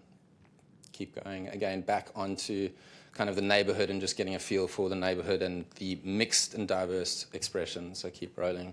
You can kind of just breeze through that. That would be great. Keep rolling down. Keep going. Keep going. Keep going. Again, just kind of where we pulled the different houses when we did a study on the expression of the different homes in the neighborhood, establishing whether or not this was a historic district. Keep going. Keep going. Keep going. Keep going. Keep going. This is, and if you could pause, this is the previously approved Romney residence. You can make a call on the expression. We would arguably say that ours is going to add greater value to the neighborhood comparatively if you were talking about an expression of architecture. Keep moving. This is the sight line that we adopted from the previous Romney residence that we have not changed, we have not altered. We treated it as a setback and respected it to maintain that view of the trace vistas, as they are calling it, looking towards the Goldschmidt home. Keep rolling. This is their front elevation. You've seen these renders. You can keep going. Keep going. Keep going. Keep going. So into kind of some of the points that I wanted to bring. It was unanimously approved by Planning Commission on May 8th. Staff recommended approval, and we went through 2 design review subcommittees. It is a single-family residential project in a single-family residential neighborhood.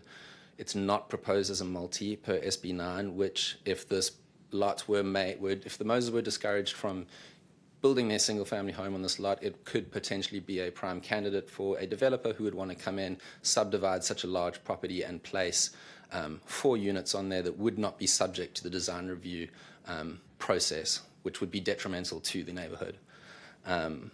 Both neighbors are 2 stories, many 2-story homes in the neighborhood.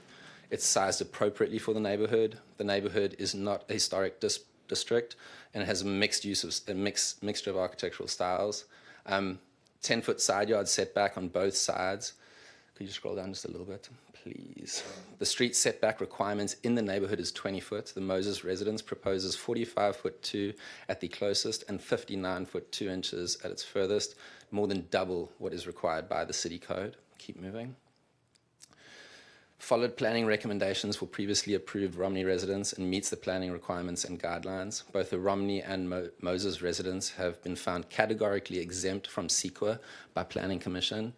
We also recently found that the Wenzels living in the Goldschmidt residence used that same exemption from CEQA to be making an addition of an ADU as well as a bedroom addition and elevator, mixing the modern with the historic on their own property. Both Romney and Moses residences differentiated from the historic. For the Moses residence, a modern expression was chosen to differentiate between the new and the historic. If you could scroll down just a little bit, please. The Moses residence site was developed and used as a tennis court previously. The project proposes a sports court with no pole lights. The project is consistent with city guidelines. Keep scrolling, please.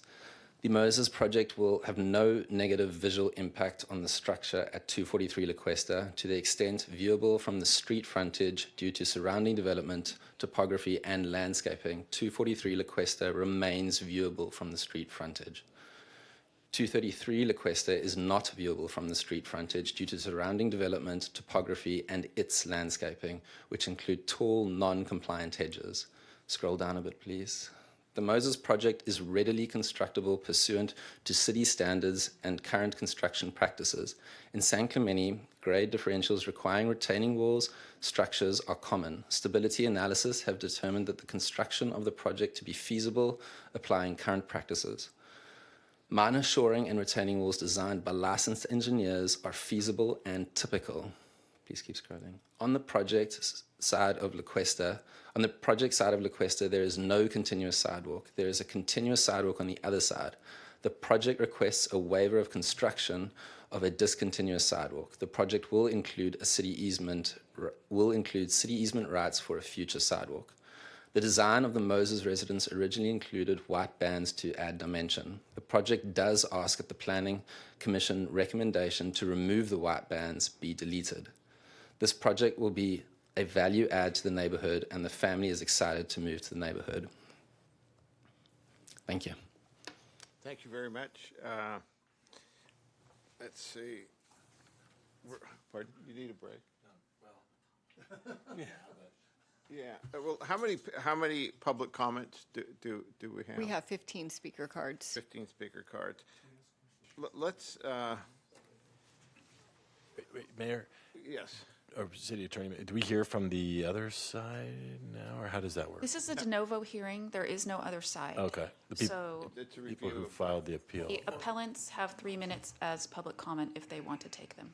Okay. Public comment, if we have questions of staff, does that come now or after? I recommend that you take all the public comment and then allow the applicant to have their rebuttal time before you go into questions. Yeah, and what I'm going to do is I'm going to take, given the number of speakers that we have, given the fact that I've been here for 7.5 hours already, take 5 minutes and then come back in 5 minutes. All right? So we're going to adjourn for 5 minutes.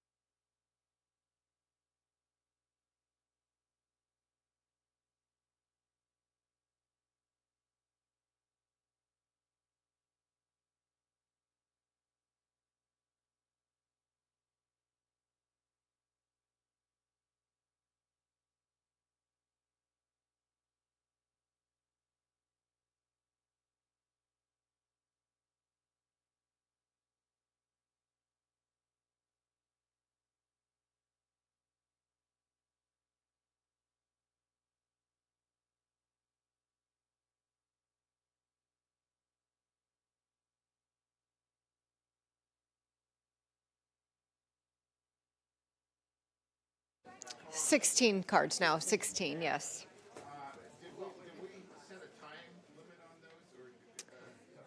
Each speaker has 3 minutes, yes. You could modify it. that Council to- can modify it if you.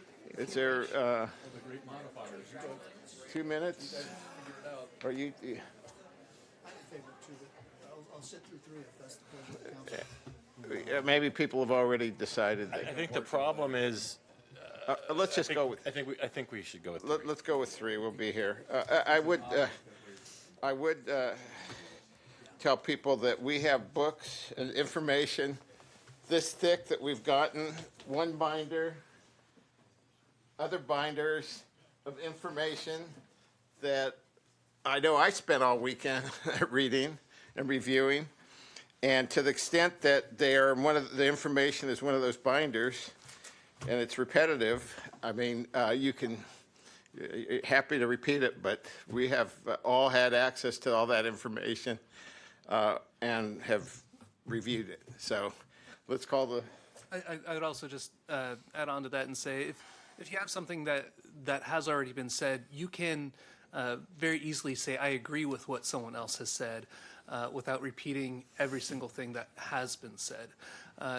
That is absolutely up to you. You are free to use that 3 minutes however you would choose.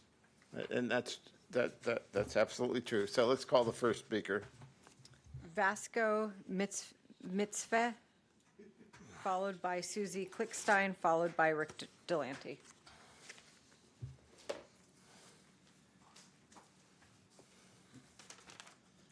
Good evening, Council. Thank you so much for your attention on this important issue. I'm the legal representative of the adjoining homeowners, but I'm a San Clemente resident first. I've been here 20 years. I'm a parent here. I'm in all the parks. I play pickleball everywhere. So, Sir, just move the mic closer to you. Yep. this Spanish village is just as important to me as a resident as it is as a representative. We heard a lot about legacy, what happened in Normandy, and I think the key here is we got to get it right instead of being right. I just heard critique from the designer that, quote, I can't see it. I can't see the historics, so who cares? Approve my massive project that doesn't follow any of the conformity guidelines of any of the other part of the neighborhood. Look across the street. It doesn't look at all historic or Spanish. So what? Look right behind you. It says Spanish Village by the Sea. Spanish Village by the Sea. And we heard some commentary very quickly about the deed restriction. I actually went and found you the newspaper article issued. The red roof laws were in fact repealed in 1936, but that had nothing to do with private deed restrictions. And the deed that's at issue in this case, which I gave you a title insurance policy drawn on a major title company, shows it as a valid restriction, was issued in 1940, 4 years later. So Bank of America could have elected not to pass a Spanish-style restriction on this lot. It chose not to. It chose to actually encumber this asset, which, as you've seen our PowerPoint, is replete with information that was known to the designer, known to the prospective owners. So what's really at issue? We went and spent all the time and effort and brought you the experts. Henry Lenny opined to you. He wrote San Clemente's design principles. What did he opine? It's incongruent, it's out of character, it's not in conformity. What did you hear from the residents who spoke? It's incongruent, it's out of character, it's not compatible. What did you see from the design studies? It's pushed way out. The designer says, I want to maximize views, I want to maximize values, and ocean views are the selling point in real estate. That has nothing to do with what you're considering, which is the impact for CEQA purposes on these historic assets. And I won't recast the information we've provided to you, but I'll end with this.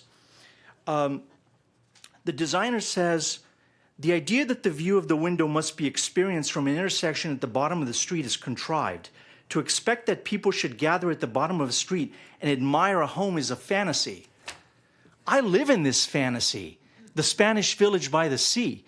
And this shows me that the designer and the applicant are completely uncompromising and completely do not understand. But there's a CEQA mandate because of the harm from the engineers and experts, and I ask you to consider that. Thank you. Thank you very much for your comments.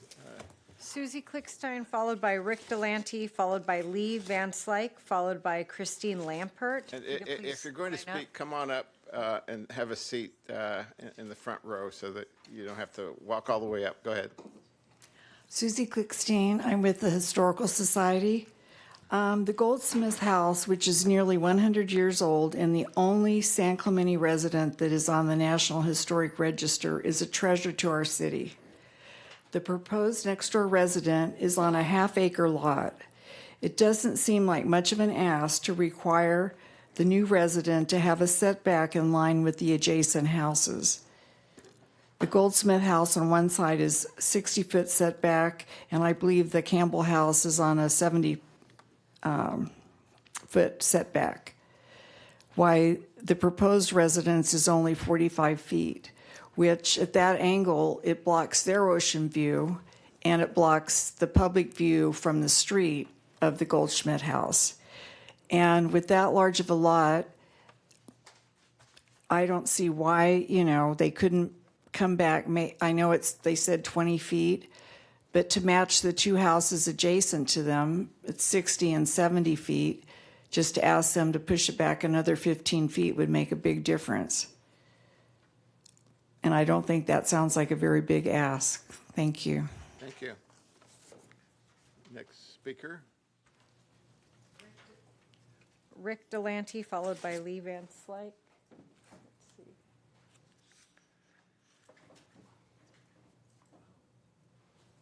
He's already started.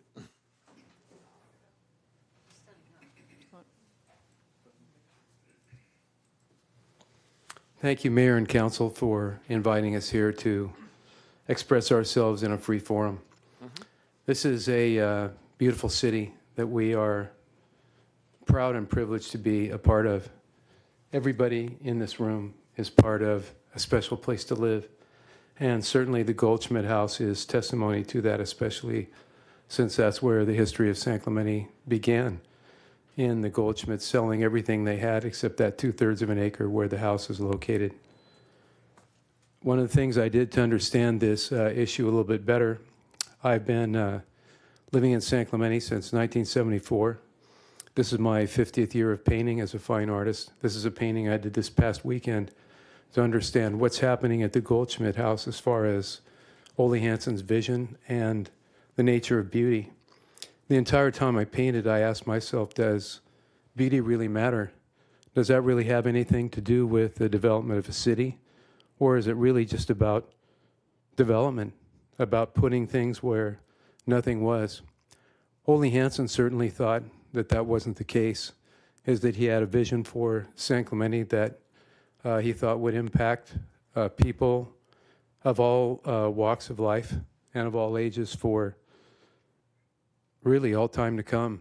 He had an idea that this Mediterranean Spanish village by the sea, as someone pointed out, it's on the city seal. It's on the flag that I designed for the city of San Clemente, that this is a significant and a special place in which beauty would matter and in which residents would move here because they love the appeal of the place, the attractiveness of its location, and most of all, the community that could be built here in a place that is not only temperate, but invites community interaction.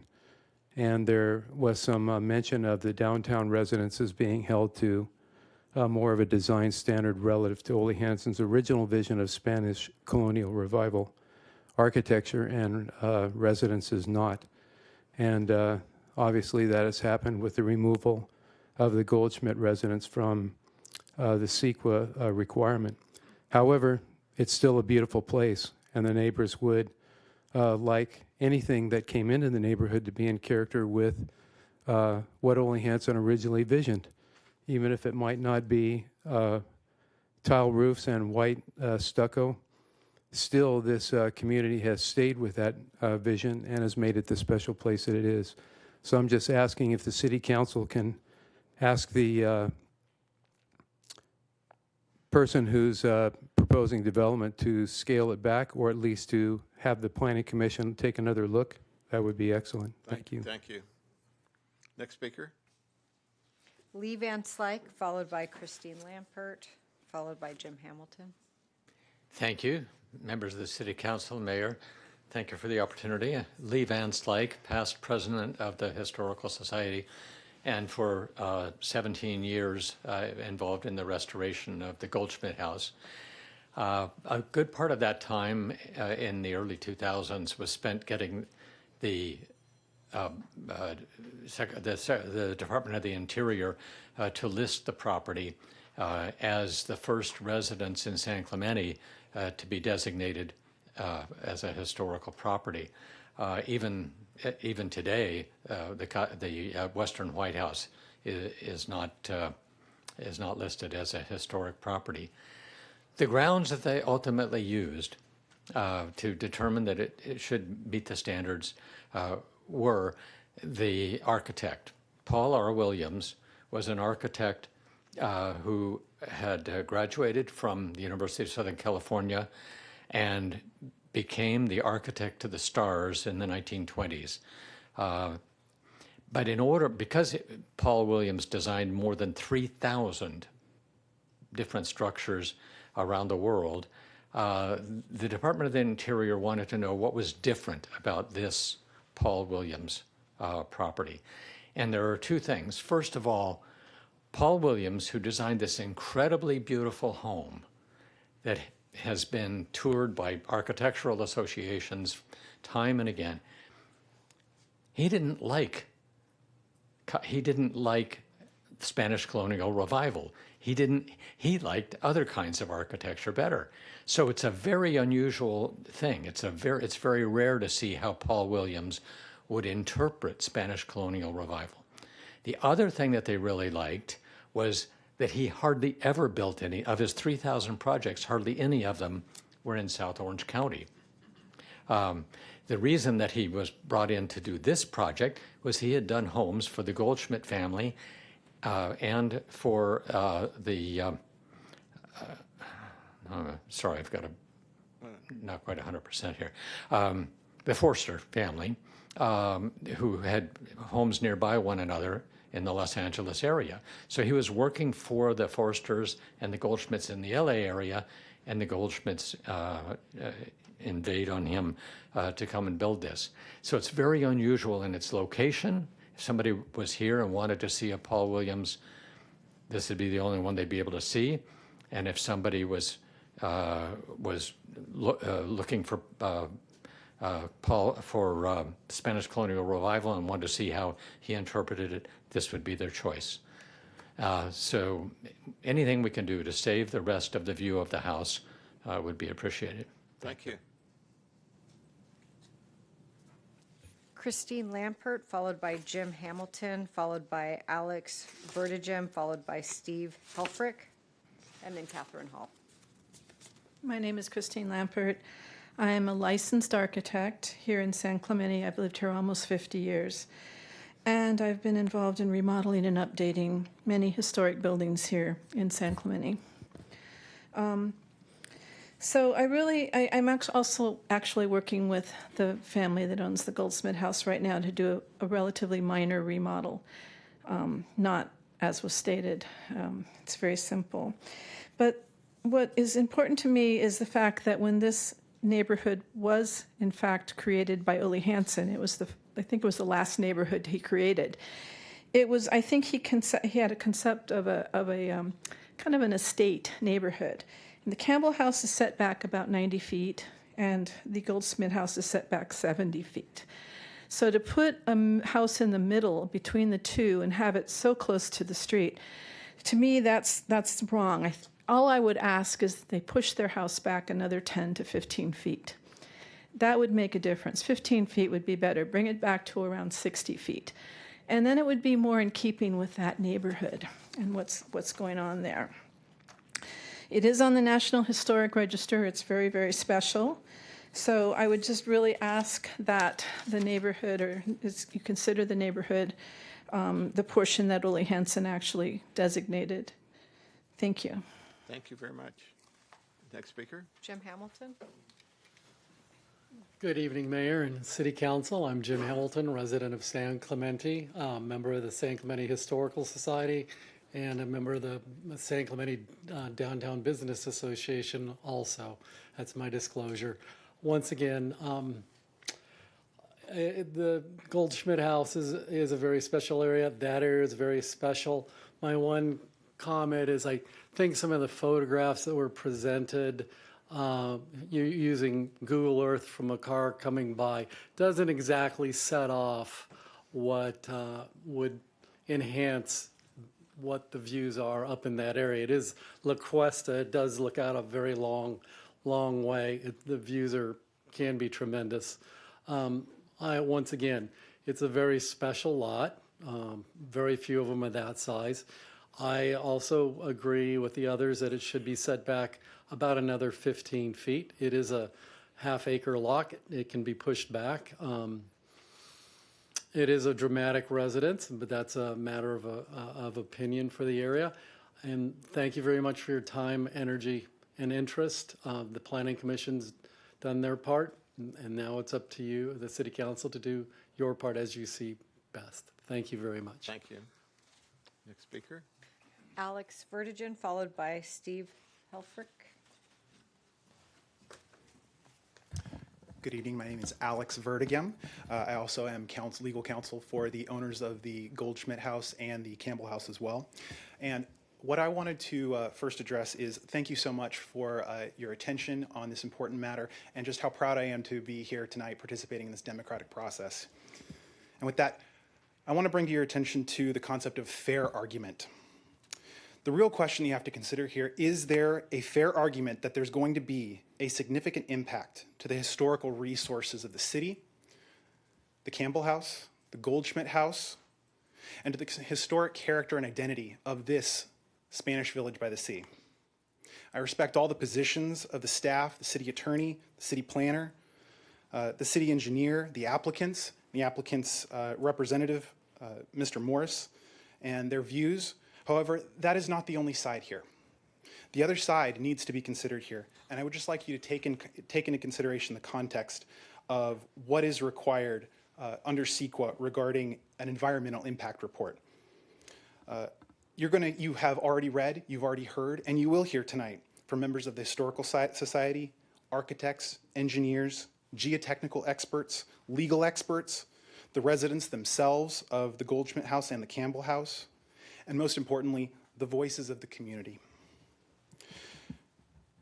What's really at issue here, in addition to the fair argument here, is whether or not it is required to rush into this decision headlong, or if it's worthwhile to take a pause, to conduct the necessary research, the environmental impact report, to identify the risks, the impact, the potential harm that this project may have on the historical nature of the Campbell House, the Goldschmidt House, and the town of San Clemente.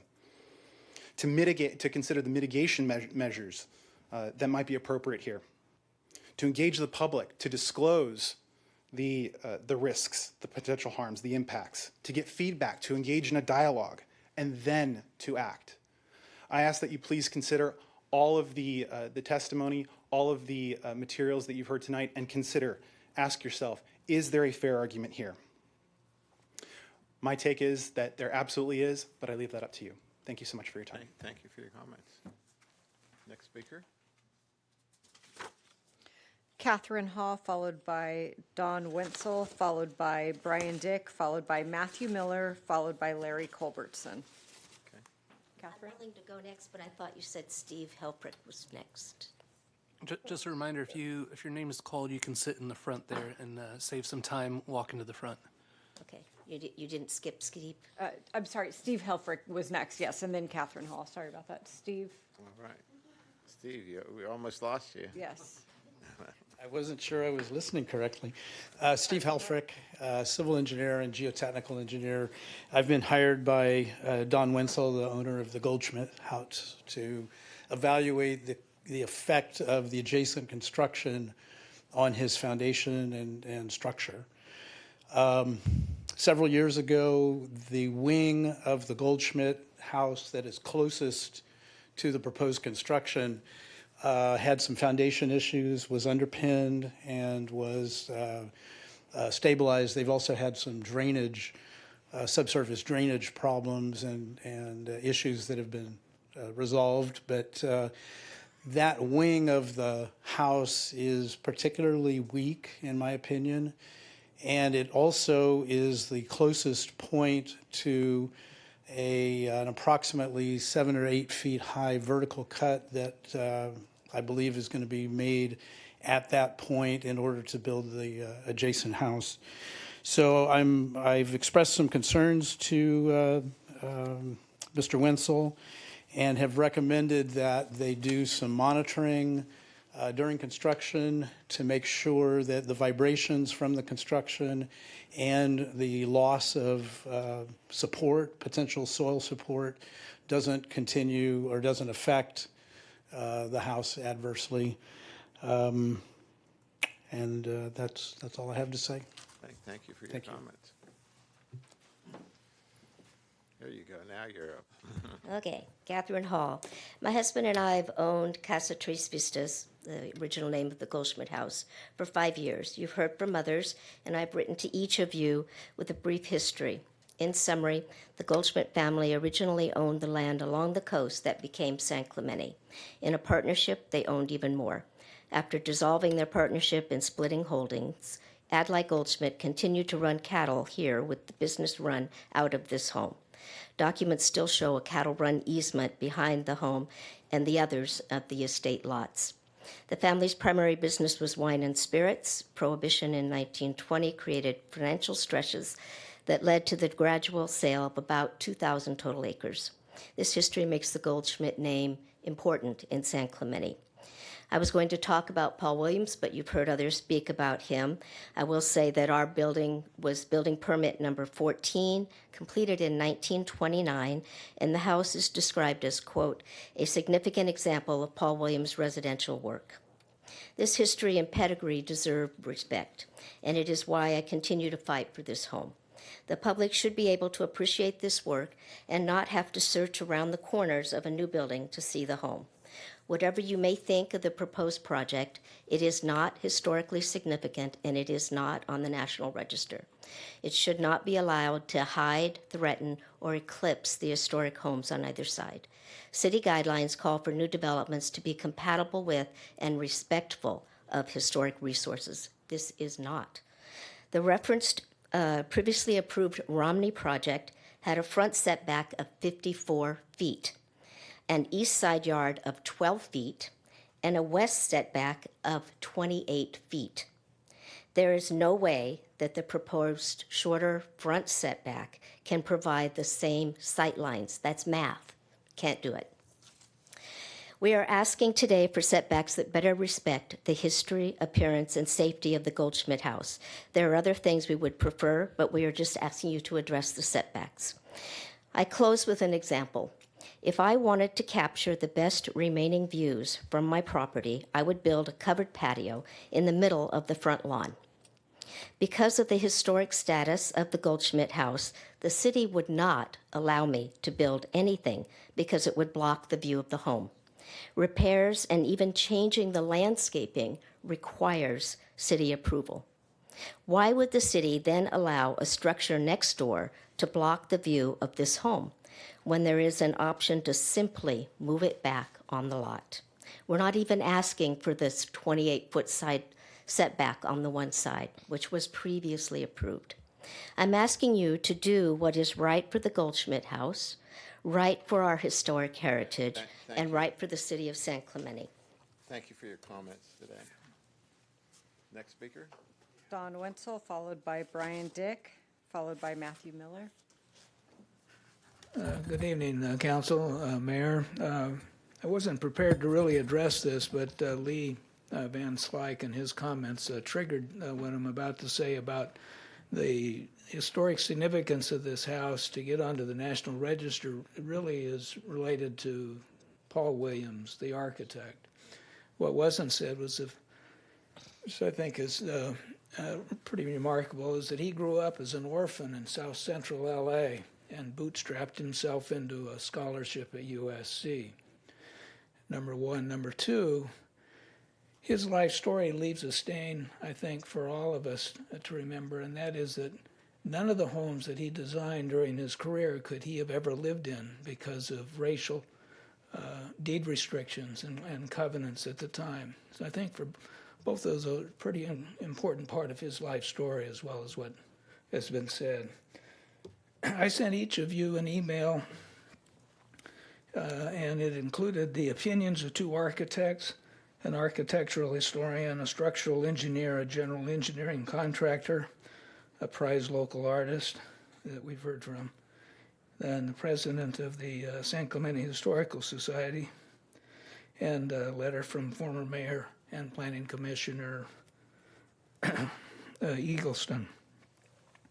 They each looked at what's been proposed from different perspectives, but they all disagreed with the Planning Commission's decision to provide approval for this project.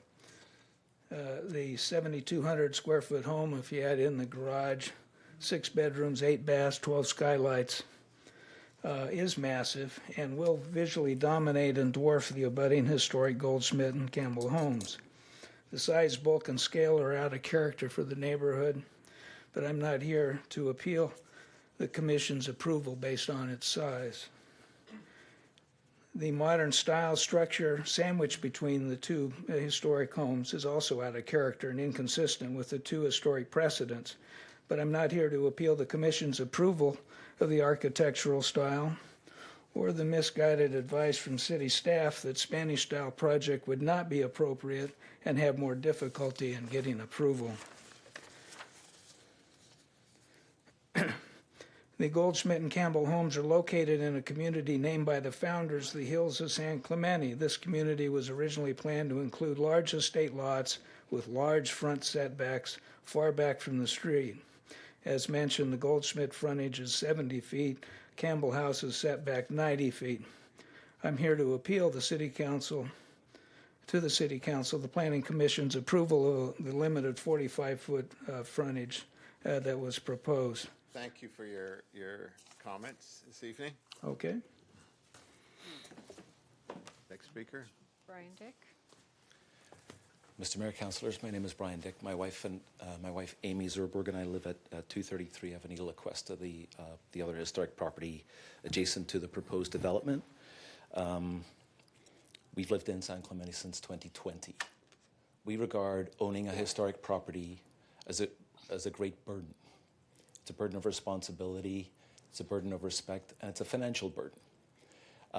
We always tell our friends we bought a project because there's always something in a house that's 80 years old that may go bump in the night, and it's our job to preserve these properties so that they remain not just for ourselves or our families, but for the future generations of our city. I'm concerned with what I hear tonight because of the inaccuracies of some of the statements made here today. The Romney-approved design was 54 feet setback, not 45.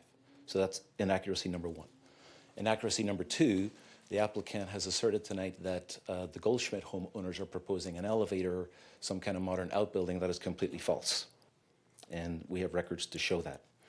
We are here tonight in the faith that reason will prevail, that reason will prevail. Like I said, when you invest in a historic property, it's an act of faith all by itself. And we have faith in you and the city that reason will prevail. We are faced with a proposal that represents potential serious impact to the adjacent historic resources. It is oversized. It is not in keeping with the adjacent historic resources. I think the applicant misunderstood what we said. We're not saying that the whole neighborhood is historic. That would be absurd. But to place a giant bunker in between 2 80-plus-year-old homes is not in keeping with that part of the neighborhood. And moreover, we have multiple experts' opinions that the construction as designed, and I use design loosely, and I'll come back to that point, will be injurious to the adjacent properties. Not mostly ours, mostly the Goldschmidt home that we're also interested in preserving. Who opposes this project in 45 seconds? Henry Lenny, the same person whose name is upon your own or our own historical standards. The construction engineers, foundation engineers, all of this in your binders, over 20 neighbors. the Historical Society, and us, the people who will have to live with it. What are we asking for? We're asking for the experts to speak and their voice be heard, and we're asking for reason to prevail. We're asking for a design that is designed by an architect licensed in the state of California, which I think the record will show the applicant has not yet provided. So what we have is a drawing that we're trying to debate here, not a design. We're asking for respect of our neighbors, the neighborhood, and the Spanish Village by the Sea. We're asking that CEQA be observed and this council reject the application of the applicant. Thank you. Matthew Miller, followed by Larry Culbertson. Good evening. My name is Matthew Miller. I'm a San Clemente resident, veteran, a licensed architect with commercial, municipal, and residential experience for 20 years now. And I'm here tonight to discuss the impacts this Moses residence will have. Every real estate project will begin with what we call due diligence. They go through the zoning code, they look up the minimal setbacks, maximum heights, and the allowable use. And then they come up with what is known as the highest best use for the property. And then after some conceptual design and drawings, they move forward with their home run design. They go before the planning department and negotiate, knowing full well that they're not going to get everything they want, that they're going to get comments, that they're going to get conditions of approval. And if they're lucky, hopefully they'll walk away with a triple, maybe a double. But in the case of this Moses residence, not only were they allowed a home run, but they got to hit it out of the park. I'm going to speak on just 2 quick points because everybody is starting to kind of get a little repeating because it's so important. But these setbacks are an issue. What we've been talking a lot about tonight is the views from the street because, yes, it's on the National Historic Register, the Goldschmidt House, but also the fact that it's been mentioned, it's called the Casa Tres Vistas.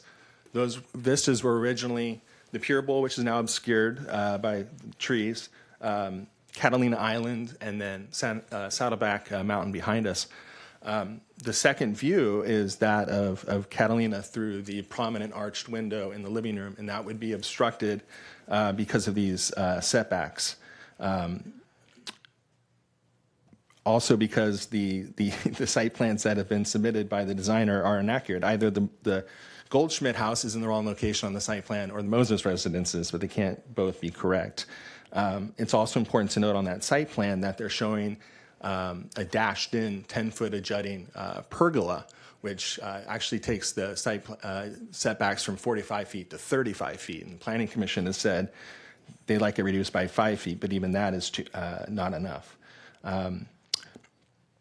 And lastly, I just want to talk about the style again, because it is important. I'm not a modern architect fan, except in certain instances.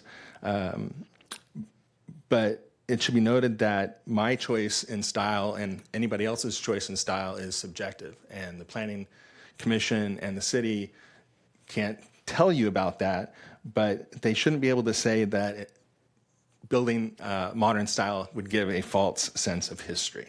It should be compatible with the 2 surrounding homes. Thank you. Thank you for your comments. Larry Culbertson, followed by Mary Ann Combs, followed by Amanda Quintanilla, followed by Michael Leifer, followed by John Moses. Larry? Thank you, Megan. My name is Larry Culbertson. I'm with the San Clemente Historical Society. The primary problem with the Moses project is that it would impair the view of the Goldschmidt House. The project is too big, it is too close to the historic property, and it would protrude too far into the setback that is necessary to respect the integrity of the Goldschmidt House. Additionally, the harsh architectural style would clash with the Goldschmidt and the rest of the neighborhood. The cause of the view impairment is the positioning of the project on the property. It would be only 45 feet back from the street. On most lots in San Clemente, 45 feet would be generous. Not so on this lot. Please look at the map on page 163. They're on the screen. The Ole Hansen marketed the 90 acres that's up at the top of the original 2,000-acre subdivision. He marketed it as something special. It was called the Hills. It was subdivided into lots that were bigger than the typical 4,000 square foot lots down in the flatland. Most are 9,000 feet, 9,000 square feet or larger. The map on page 40 of your report shows where the choicest, largest, and most expensive lots were located on La Cuesta. They were on the uphill side of the slope. These were intended for mansions set back from the street with elegant front yards. The Goldschmidt property is almost 28,000 square feet. The Moses property is 27,000. The Campbell property is over 60,000. 8 lots along that stretch exceed 20,000 square feet, and they all have significant setbacks. When our city planning officials laid out the development standards for various neighborhoods decades ago, it was far easier to go with the blanket 20-foot standard for front yard setbacks.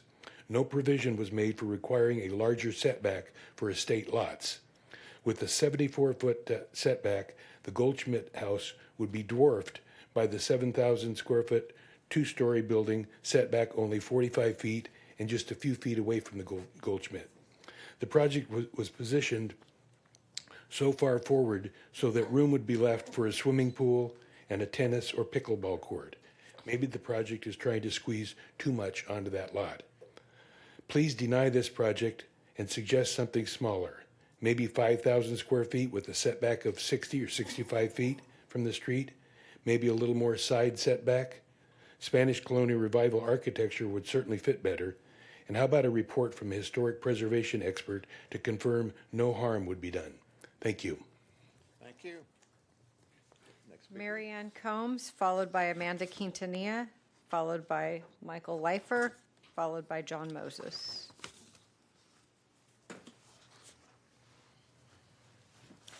Good evening. I'm Mary Ann Combs. I'm with the San Clemente Historical Society. And I'm only going to say a few words because everybody else has said it. And but I want to just say we love the Casa Romanica. Everybody in town loves it, and they get to see it and everything. The Goldschmidt house is just as beautiful. If it was on the public could get into that house, they would really say, wow, wow, wow, wow, wow. And that's what we do about the Casa Romanica and also the Western White House. We're not able to get into that either. But those 3 houses were built at the same time. And to block this beautiful house, it's just a sin. I'm sorry. I can't see how anybody could let something like that happen. And we love San Clemente, and we love the Goldschmidt house. We love the Casa. We love the Western White House. So, let's not let this happen to these houses. Thank you. Thank you. Amanda Quintanilla.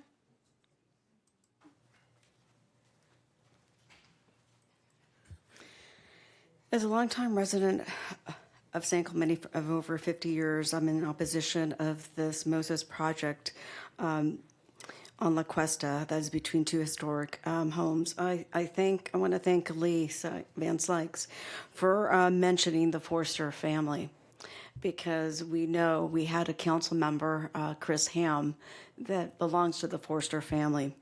And it's very important to preserve our history in San Clemente. It's also important to note that this Goldschmidt house is the only home that has the designation that is on the National Register of Historic Places. Mr. Williams was well known as an architect designing homes for Lucille Ball, Frank Sinatra, Lon Chaney, and Barbara Stanwyck, and etc. It's important that we support and preserve his work. Historically, it's important to preserve African American history. And as a person of color, I think that's very important to do. I was quite disappointed that the staff report included a reason for the owners not having a Spanish architectural style. And the staff report included that it would be mimicking adjacent architecture to avoid creating a false sense of history. That's completely wrong. And I remember at the Planning Commission meeting that it was a planning commissioner that was appalled by the staff report. As far as the lot, There are concerns regarding the grading, that it will cause some instability to the historic properties at the Goldschmidt House and the other property. It's been raised repeatedly that there should be a setback for this Moses property, and I think that would be the simplest solution to make because of the wide, large property or lot. The designer mentioned a couple of things regarding the landscaping, regarding the tall hedges, but at the Planning Commission meeting, it was mentioned that it was due to privacy concerns because there's a pool there. And so I strongly oppose the plans regarding the Moses property, and the simplest solution is for a setback. Thank you very much. Thank you. Next speaker. Michael Lafer, followed by John Moses. Hi, it's Mike Lafer. I am an attorney for the Moses family, and I'm really related more to the rebuttal, but since you called me, I'll be up here. I am also a resident of the city of San Clemente. Do you want me to pause? We're going to give 5 minutes for rebuttal. I'll be back. If you want to wait. I'll be back.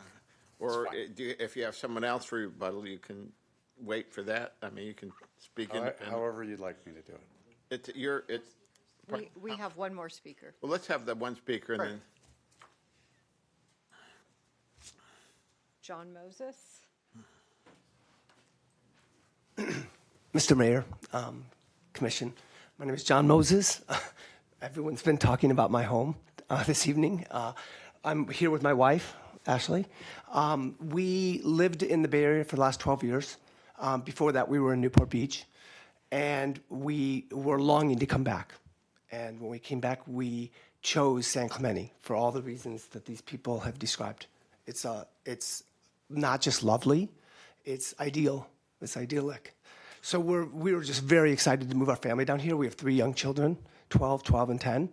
I'm a dad, and we are trying to build a home for our forever home that we'll raise our kids in, and then we will retire in, and our kids will come back to. That's why we're here. I would have never in a million years thought that trying to buy a piece of property and build a home for the first time in your life would be what we've gone through here.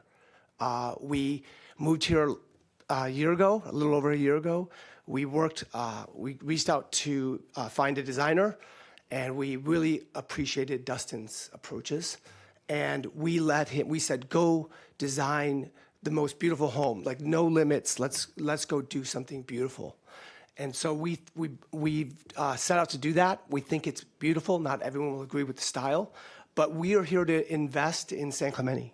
We're here to do something beautiful in San Clemente.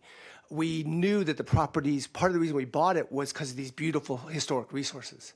We have tremendous admiration and respect for these homes that are on the sides. And it was part of the reason, the appeal to buy that property. And we think we're going to do something beautiful that 100 years from now, someone will look back at that architecture and say, that's magnificent. Our intention has always been out of respect and not wanting to distract from those properties in any way. But it's our home. We want to design the home we want. We don't want to design the home that everybody else wants. So I just want to appeal to you, let you know who Mr. Moses is and Mrs. Moses. We didn't bring our 3 children tonight because we knew this would be really long. But we're a family that chose San Clemente. We're a family that wants to invest in San Clemente. And we haven't appreciated the welcome we've gotten, obviously, but we know that we still really would love to live in that neighborhood, and we think that we will, after maybe months, not years, have neighbors coming to rally on our defense that we don't have yet because we don't live there. Thank you very much. Thank you very much for your comments.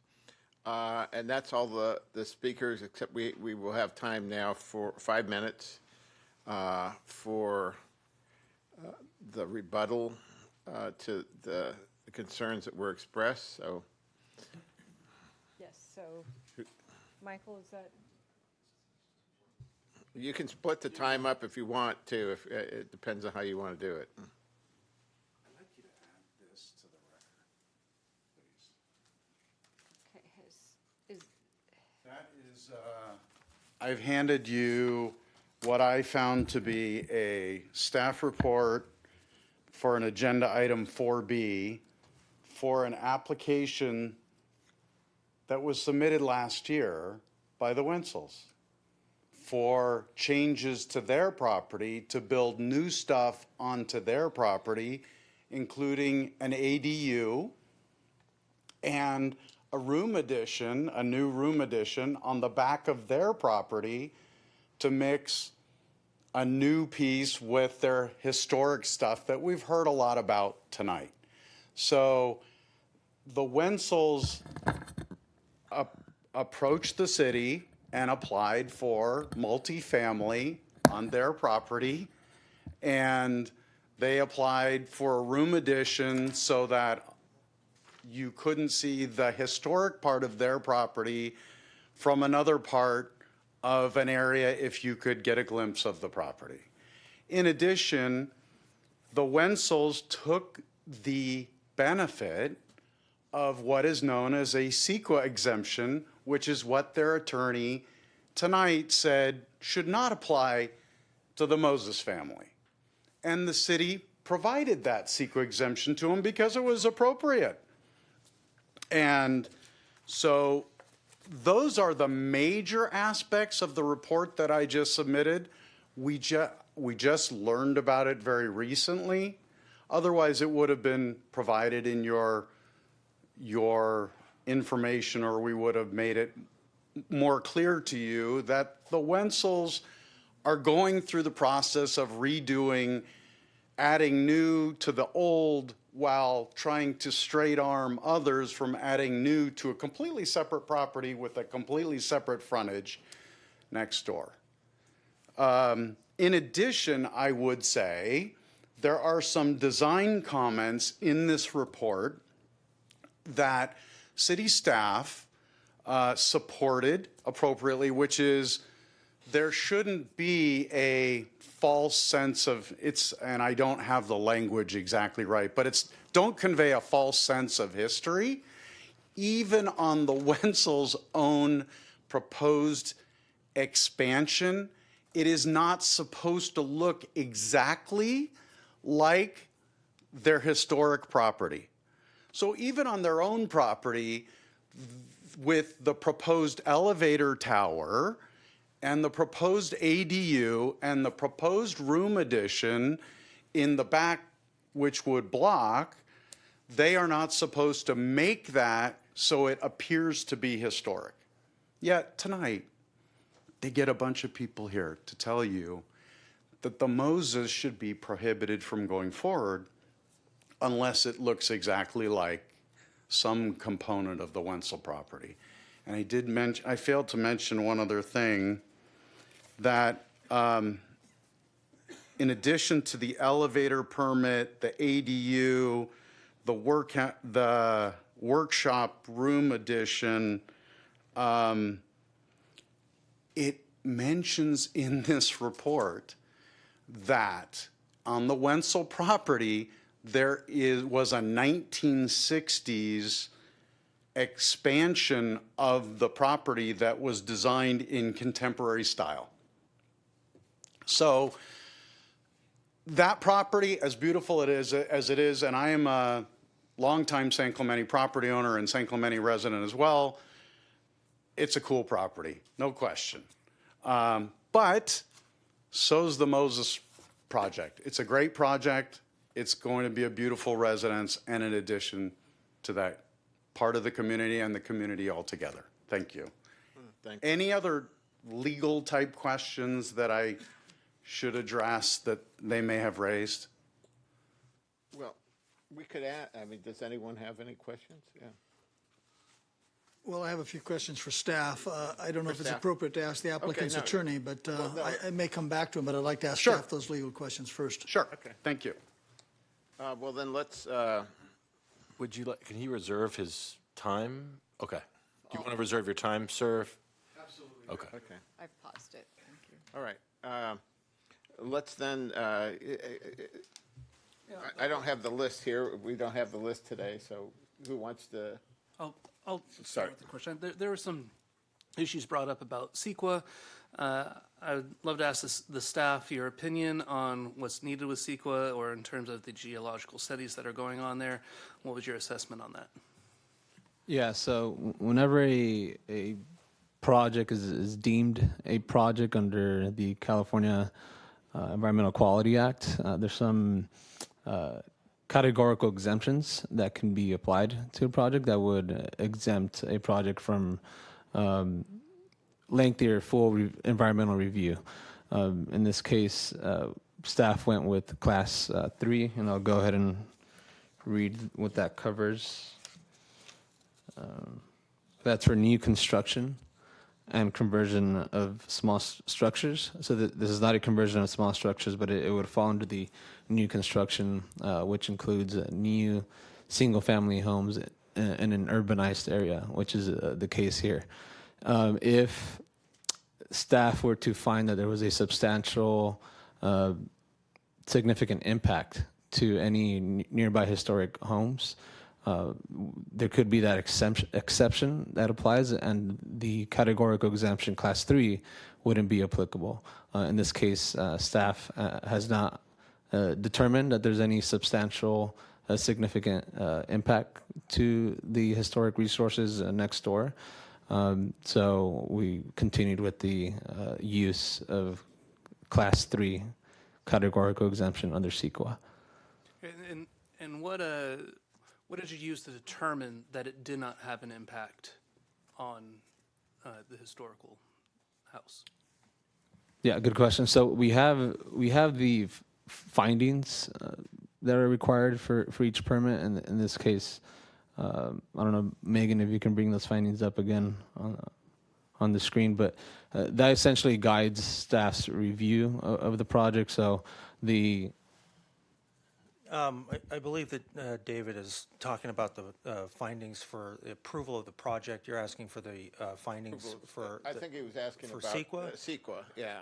Yeah. So whether or not there was a how you determine whether something's whether this meets a CEQA criteria. Yeah. In terms of the historical aspect. Yeah, so to continue, so as part of the findings, we have to make a finding F, that the proposed project will not have negative visual or physical impacts upon the historic structure. So based on that finding, again, that guides staff's review and what we are requesting from the applicant as far as their submittal. So based on the information they provided in the application, they do have a visual analysis that shows, in addition to that, a neighborhood compatibility analysis, which was shared. So we use that information that was provided by the applicant. And what I just along this same question. Well, can I ask this real quick? Was the pergola included in that analysis? Yes, it was. the entire project was reviewed in addition to these findings, which part of these findings is I'll say it's based in conjunction with some other CEQA-related findings. We have an initial study that staff will take a project through, which asks specific questions to identify whether there are substantial impacts or not, and none of those potential impacts were identified based on the proposal that the applicant submitted. And just along this same line, is that determination also made by the Planning Commission independently, or is it just a staff? Staff provides a recommendation for how a project can be found exempt if a categorical exemption was to apply. The Planning Commission is the one that actually makes that determination as part of the project approval. So, okay. Any other? Yes. Thank you, Mr. Mayor. Mayor Pro Tem, if you take a look at the staff's recommendation for resolution on page 6, there's nearly 3/4 of the page is staff's recommendation for the CEQA findings related to this project under a Class 3 exemption. And those specifically include in the third paragraph, those related to the lack of impact on the historic structure next door. So those are that's what's proposed for the council to consider. All right. Can I ask a question in the meantime? Yes. City Attorney, did you review this and make an opinion whether it was CEQA exempt? So staff altogether, including my office, is recommending approval based on the resolution, which includes Class 3 exemption. Thank you. But that's your independent determination to make. Yes, us. Chris? Yes. A question on the setbacks, because I kind of want to frame the argument here. I didn't hear actually people ask for what you just said, sir. Actually, I heard most of the people ask just about the setback. It seems like there's a pretty narrow dispute here. I don't even hear people saying the project shouldn't go forward. I think what I hear is people talking about moving the project back a little bit to accommodate views. So I think we're not too far off, to be honest with you. And by the way, welcome to the community. I have kids about the same age, so I can relate. So I guess the question is, there was some dispute about whether the prior Romney house had a 45-foot setback or a 54-foot setback. Do you have any information on that? Yeah, I believe it was 54 for the Romney. Okay. Yeah. And the current setback is 45. 45. And that does not include the pergola, which what we're calling the pergola, that front structure. I don't recall from the top of my head, but we can ask the applicant to confirm. Okay, so, but what I understand is that that's actually the structure is 45. The pergola might go forward a little Correct. bit. That was trimmed back by the Planning Commission. Correct. Which I didn't hear actually much dispute about that too. That's why I say I don't think we're actually too far off here from coming to a resolution that might be able to kind of give not everybody what they want, but enough that we can move forward as a community. So, okay, so I guess I'm not sure if this is for the applicant or for the staff, but I would like to understand the difference in the project between a setback of 45 feet and a setback of 54 feet as far as impact, I guess, on the project itself. I heard views, and I get that, but that's 9 feet. You know, that's not a massive amount of space. So I guess I'm wondering if, because it seems like, I mean, I'll just get right to the point. If there's a way to get this thing through at 54 feet, I don't know that we need to have a heck of a lot more discussion. There's not really disputes about CEQA and the other stuff that I've heard really from the folks in the community. So I guess maybe that's what I would really like to understand is would this be that adversely impact? I know it's not perfect. I know it's not what you would want over there with the Moses family, but I'm just trying to understand what that 9 feet would do. Can I ask a question? Because now I'm confused. Let him. Okay. Oh, no. Let's get clarification. Yeah. Let's get clarification. Because the attorney. You want to. Well, let me just throw this out first, and maybe somebody can clarify it. So this document that the attorney for the Goldschmidt put out, that the applicant proposes a 35-foot front yard setback and a 10-foot pergola protrusion. Is that what the applicant's asking for, a 35-foot setback? I thought it was 45 or something. I'm just confused. Yeah, no, I agree. I think if we can clarify that, we might be able to get to a resolution in short we have the order. applicant saying one thing and the Goldschmidt attorney saying another. I just like clarification. Yeah. If you go to the slide that shows that property line on my presentation, Aubrey, I can use that as on my presentation. Yeah.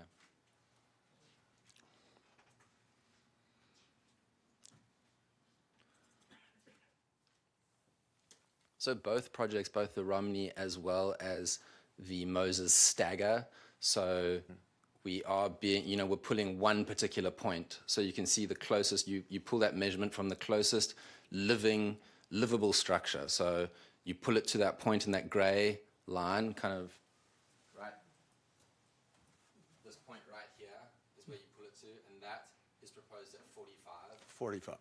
Correct. And then this, if the pergola is in discussion, we agreed to the Planning Commission's recommendation of pulling that pergola back and that new pergola will be at 40 feet, but where you typically pull the setback to is to the livable structure. And then you can see how it staggers further and further away. Both the Romney residence as well as this residence stagger further away from the property line. So to answer your question, Mr. Duncan, is yes, although it is only 9 feet, city standards already have it at 20 feet. So if you had to ask them kind of without the historic residence there, where would they want to be? They would want to be at the 20 feet, right? That's where they would want to be. So in the beginning of this process and doing our due diligence, we have set the property back to respect the view. You know, they are not taking the view. The view is not being impeded. They've set the property back. So no, another 9 feet would not be catastrophic to the project, but it would be another 9 feet that they would have lost, having already lost the 20 feet on top of the 20 foot that they setback that is ultimately required. Thank you very much, and I do want to make the point. I'm not saying that the Moses have been unreasonable. I think they have been reasonable. I'm not trying to, and I know that they could move up to 20, and I appreciate that it's jogged out to protect the sight line, and I appreciate that their setback is farther. I guess I'm just trying to narrow down to, okay, is this a project killer or not? It sounds like it's not. It's not something that would be preferred for sure. I get that, but thank you for that information. Could I just follow up on that? How is their sight line affected from 20 feet to 45 feet that they're currently in? Because they also are interested in a view, I would imagine. Yeah. So, I mean, currently there is a heavy tree line as well as trees right there, and the neighboring historical homes? Correct. Basically looking towards the view and the view of Dana Point. So right now, in that zone, your height limit is based off of natural grade, and the highest point on that lot tapers up towards the Goldschmidt residence. So it is actually pretty hard to get a 2-story home over the 3-car garage where it is currently sitting because of the natural grade dropping down. So the development per city code following the height requirement requires that that's where we place the 2-story portion of it. It is also the most advantageous portion of the site to gain the view, hence why that view from the Trace Vista is looking in that direction. It's a beautiful view. That is one of the reasons why they're not coming into that view, but it is one of the reasons why they are trying to be as close to that line as possible, because it is one of the most valuable pieces of the land. Yeah, real quick also. Well, hold on. Oh, just okay. Okay, follow. Right to his point before he keeps on going, Okay, because I'm let's sure go. you're going to keep Yeah. on going. So you move it back 9 feet, and isn't that slope? Isn't there a slope directly to the rear of that property? Correct. And the farther you go back, is that soil mitigation become exasperated as you go back towards that slope? Correct. Is that one of the? Correct. So the Moses have already invested in a slope stability analysis done by LGC, the geotechnical engineer of the city.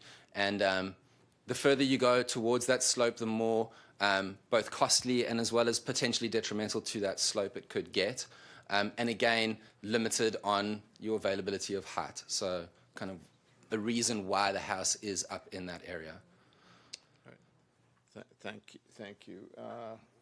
Questions here? Yeah, I have a question. I'm not sure if this should be for the attorney, our city attorney, or the other attorney, but there's been a lot of discussion about the deed restriction. My understanding is that deed restriction was stricken. I heard some comments tonight about just the red tile roof portion was stricken, but I don't know if anybody has an opinion on that, but it was mentioned, and I didn't give it any credence. And I want to make sure that it's the official position of the city that deed restriction is moot.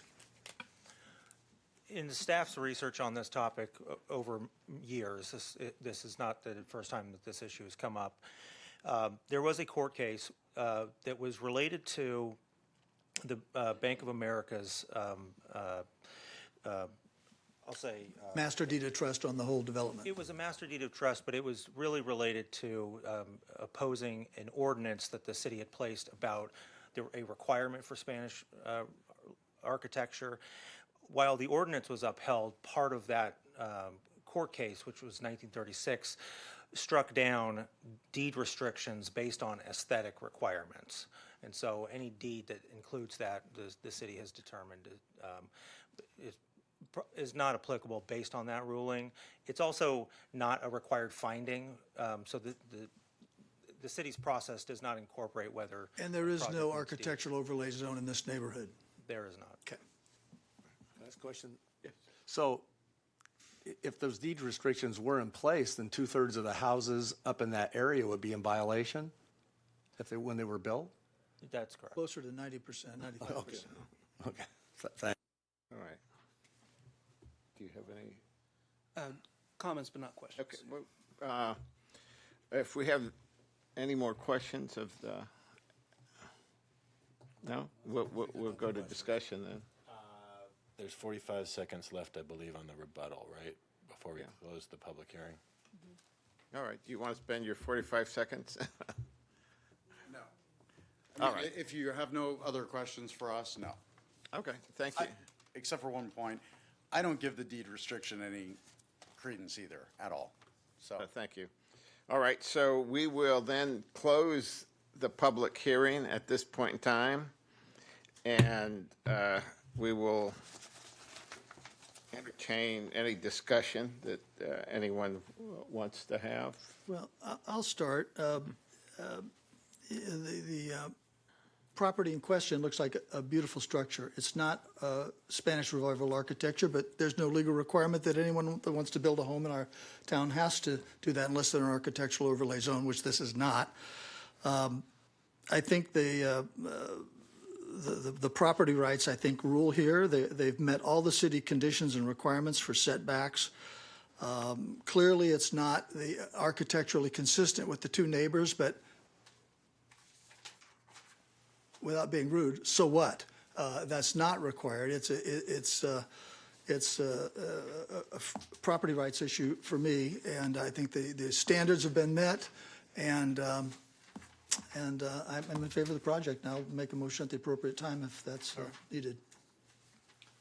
You have a comment?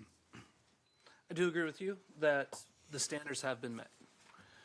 That being said, I know you are coming into our community. It seems, as someone who grew up in this community, we care about our neighbors. We care about what our neighbors think. We care about how our actions impact our neighbors. And yes, you can do this. I would encourage you to think really carefully about that 9 feet and what that would mean to the community, what that would mean to everyone else, especially coming in here as a new person. You have already, maybe you haven't put the right foot forward in this. And this might be a really good thing to think about in order to put your best foot forward with the rest of the community, that 9 feet. All right, Chris? Yeah, well, here's so what. So what is, this is a community unlike any other. Okay, that's so what. That's why we're here. I've lived in a heck of a lot of places in Homeland Security, got moved around every couple of years. I've never seen a place like this. I've never seen a place that has a community as vibrant as this.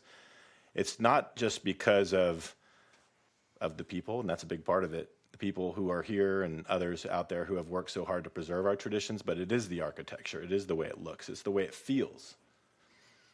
It's the ocean breeze on the hills, right? I mean, that is what we are. So that's so what. This isn't about what you can do. That's not what San Clemente is about. That's why we still look like a Spanish village, and Dana Point looks like any surf town USA. I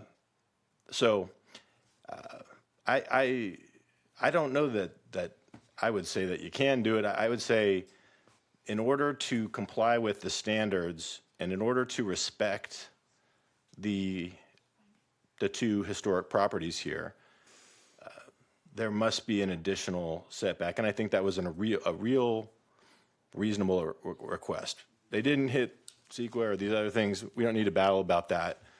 They asked for one thing. I know it's not preferable. I know it's not exactly what the Moses family would like, 100%, 100%. Maybe the swimming pool has to be a little bit smaller. I think the kids can deal with that. I would say that from my perspective, and I'll make a motion to this effect, that it's imperative to comply with the with what we need to find, that in order to make it compatible with the properties in the neighborhood and not have the negative visual and physical impacts, that we should require the additional 9 feet of setback as part of the approval. Nothing else was really asked. I think that was very reasonable by the folks in the crowd, and I commend you for that. So that's my perspective on it. And again, I'll make the motion, but I'll let other people, other council members make their comments before I do that. Sure. First of all the residents that spoke, if I lived in your neighborhood, I would be down here saying the same thing, 100%. And I'll tell you, I said earlier that I had a friend up in that area. I have a friend that has a house right next to the Winslow's house, right just up the street from it, kind of overlooks it. And I've spent some time in that backyard. And I remember the first time I looked over and I saw that house, because I never really noticed it coming up the street, driving to his house. I was paying attention where I was going. But I looked out there and I said, I was just spellbound by that house. I will tell you that Goldschmidt house, and in deference to many Ole Hansen house owners, I won't say which one. It's one of my 2 favorite houses in all of San Clemente, and I've seen them all, but I'm not going to tell you what the other one is right now. But that's one of my... Your house. Ole Hansen houses, Chris. Beautiful house. I'm taken by Rick, comes down here, and boy, his passion, he is the person that captures San Clemente, the treasure of San Clemente, better than no artist in the world does. And many, many come down here to paint, and he captures it the best. And the fact that he went out and did this in a weekend is just, well, it's moving for sure. I will say I went out and paid attention to the Goldsmith houses. I came up the street now, and I parked, and I went out and I looked at the front of the house, and I looked at it from all the different angles, kind of what the views were from I don't know, Google Earth. And it's a beautiful house. And coming up the street, you see it. I don't think this new project really changed. When you see that house, if you're driving, it's a split second, and you see it, and again, it takes your breath away. I don't think that would change no matter what. I wish if you could turn back the clock. This lot's been available for a long, long time. And I wish maybe the Historical Society should have bought the lot to preserve it, or a foundation or somebody. Whenever you see a vacant lot in San Clemente, you better know it's not going to be vacant forever. And especially a piece of property like that. That didn't happen. The other issue here, and it kind of got glossed over, but this is something the residents should really be concerned with. This is what residents should be concerned with in every neighborhood in this city, is SB 9.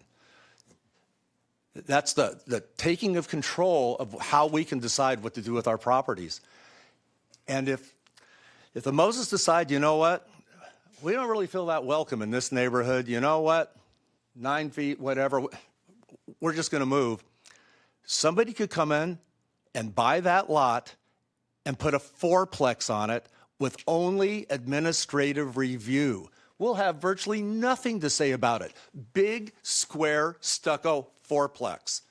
And so all the residents that spoke up, think about that and think what might be better. A residential house with looks like a pretty nice family moving in, or a 4-plex renting it out for, $8,000 a month, each one of those units. And you'll have nothing to say about it then. You can come back. All these arguments aren't going to mean anywhere near as much when we only have administrative review. So as distasteful as it might be, and again, I'm saying if I lived in your neighborhood, I would be saying the same thing with the same concerns. In the neighborhood I'm living in, I do have some vacant lots, and I'll probably be saying the same thing if this happens. But I think this is about as good as you can possibly do. Is you've got a great family, a nice project. It's still a breathtaking house. 3/4 of the houses in that neighborhood go to the lot. I mean, they don't have the setbacks. I read in the attorneys, Goldschmidt attorneys, that the applicants have been unwavering. Well, they can do 25 feet, and they've gone back they moved it back once. The Planning Commission has to move them back farther, and now they're back from 25 to 45, and they moved the pergola back from 10 feet to 5 feet.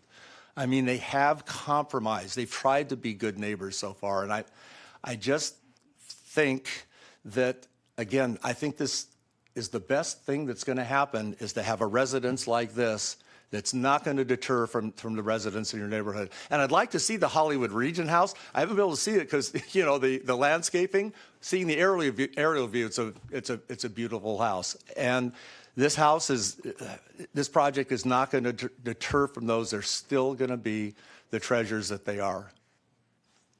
All right, thank you. Yeah, I would just add one last comment, and it's not about the so what, it's about what you can do. And it appears to me in this case, the Moseses are doing what hundreds and hundreds of their neighbors have done, spending hundreds of millions of dollars building homes that aren't like the Goldschmidt house, that aren't like Ole Hansen's house, but they're beautiful in San Clemente.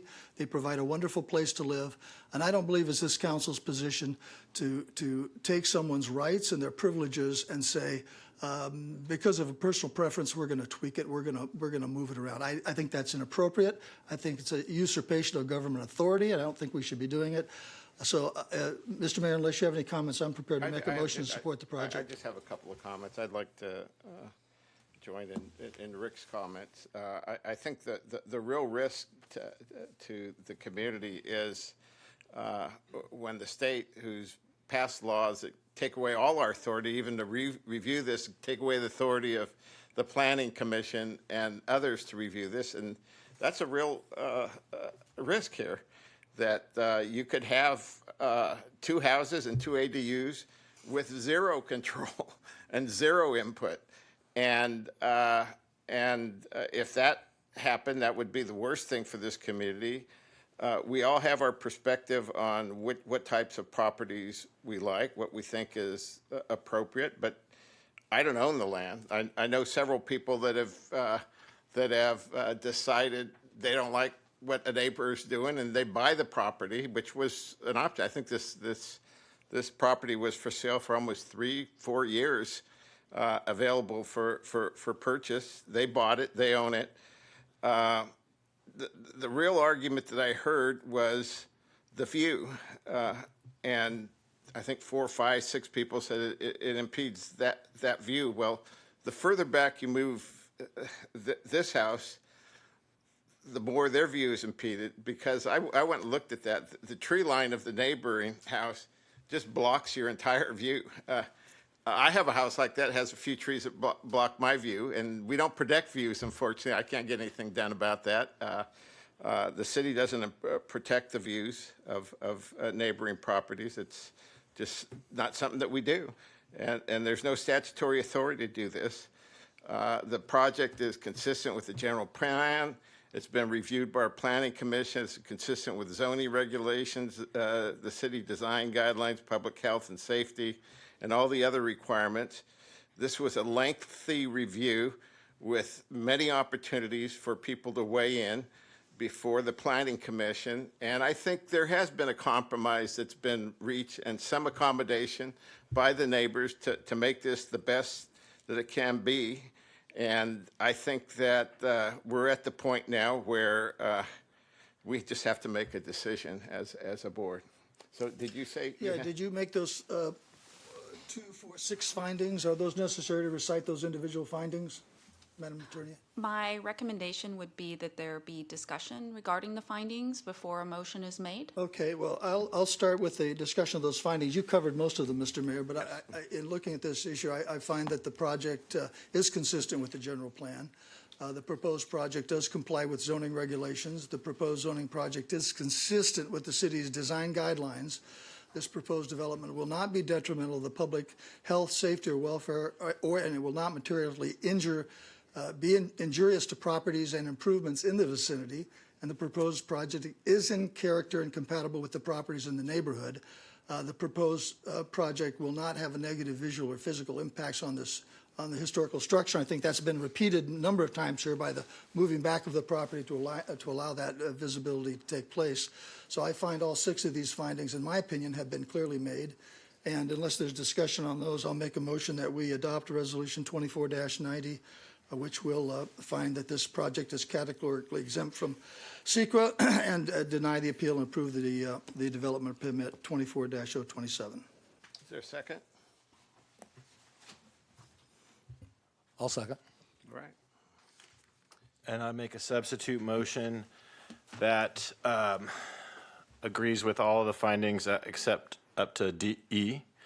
I do find that the proposed project is not in character, not compatible with the properties in the neighborhood, and that the proposed project will not have negative negative visual and physical impacts upon the historic structure. I do believe that a 9-foot setback would address both of those concerns and make it into conformity. And I make my motion to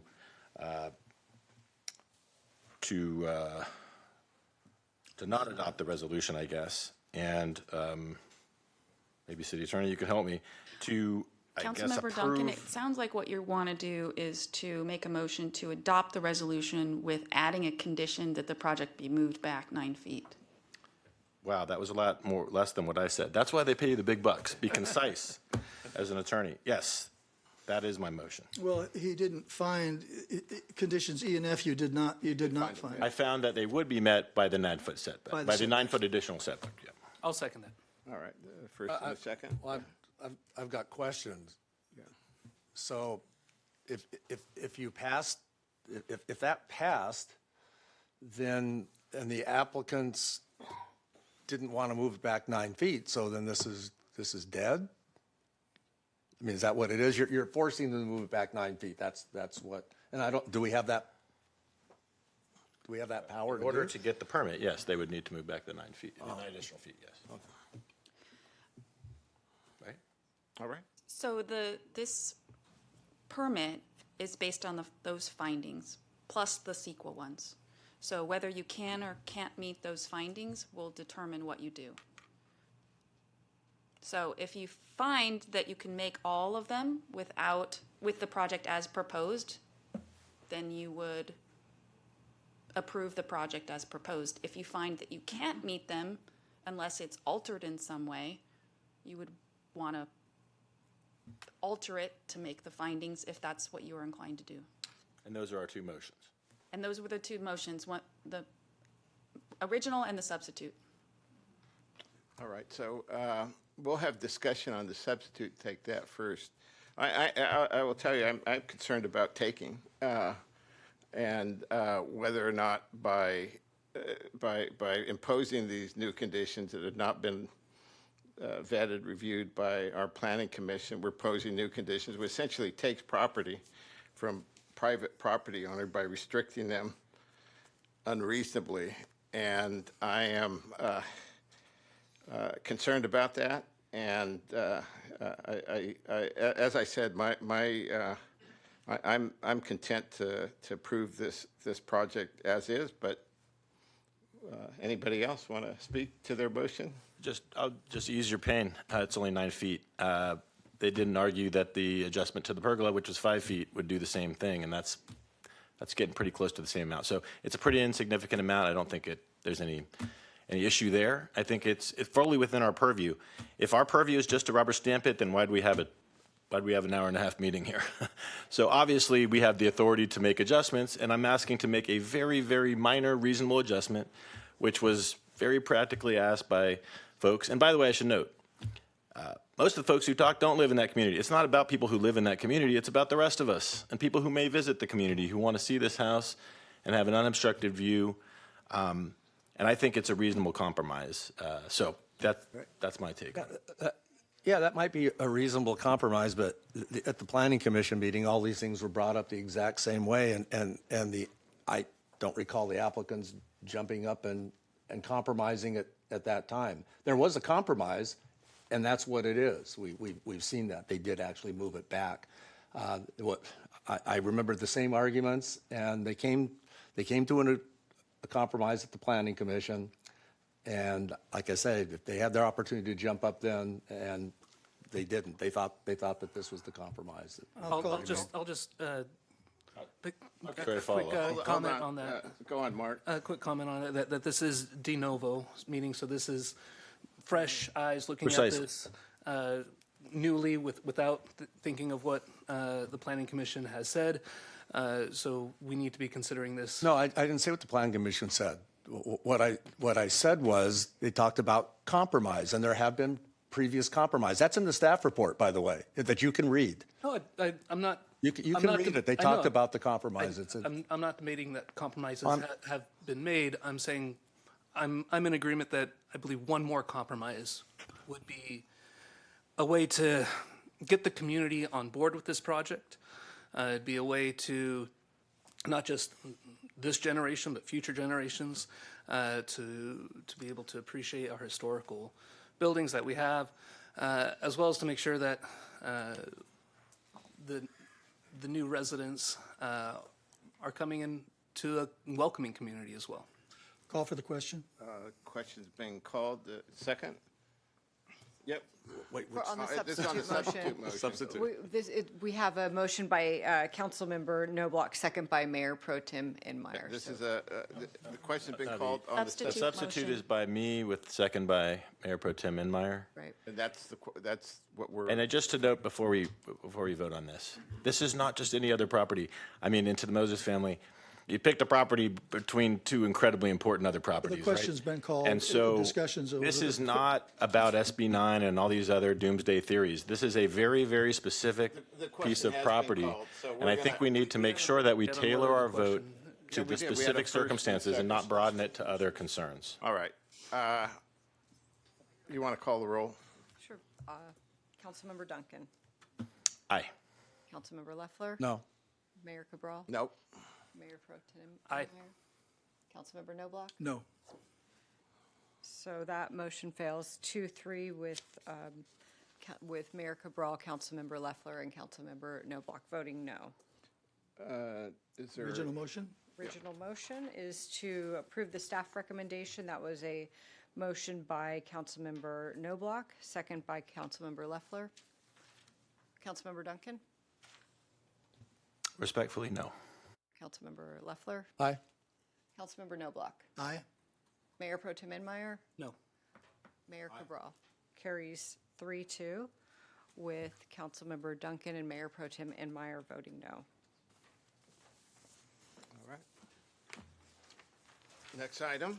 Okay. Next item on the agenda is, do you want to, Yeah, let's take, since we've been here for now 10 hours, 11 hours, take 5 minutes.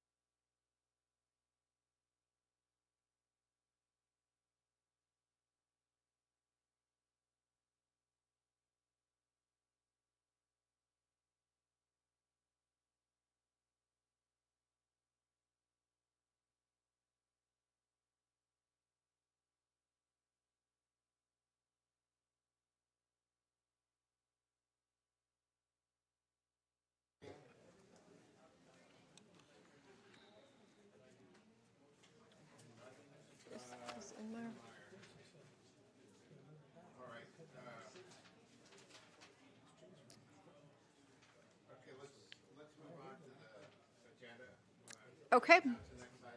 Next item on the agenda is a consideration of adopting regulations for candidate statements for candidates for elective office pertaining to candidate statements submitted to the voters at an election to be held on November 5th, 2024. Mayor and council, this is adoption of a resolution to allow the candidate statements to be 200 words for the November 5th, 2024 election. This resolution needs to be adopted in advance of the nomination period, which opens on July 15th for candidates to pull papers for city council candidates. Is there a staff report on this? That was the staff. That was it. All right. Is there any discussion on this? I don't think there's much discussion on it, so I think we can do this pretty much by consensus. And Yeah, I'll just make a motion to adopt regulations for candidate statements for candidates, or make a motion to adopt resolution number 2491. Okay.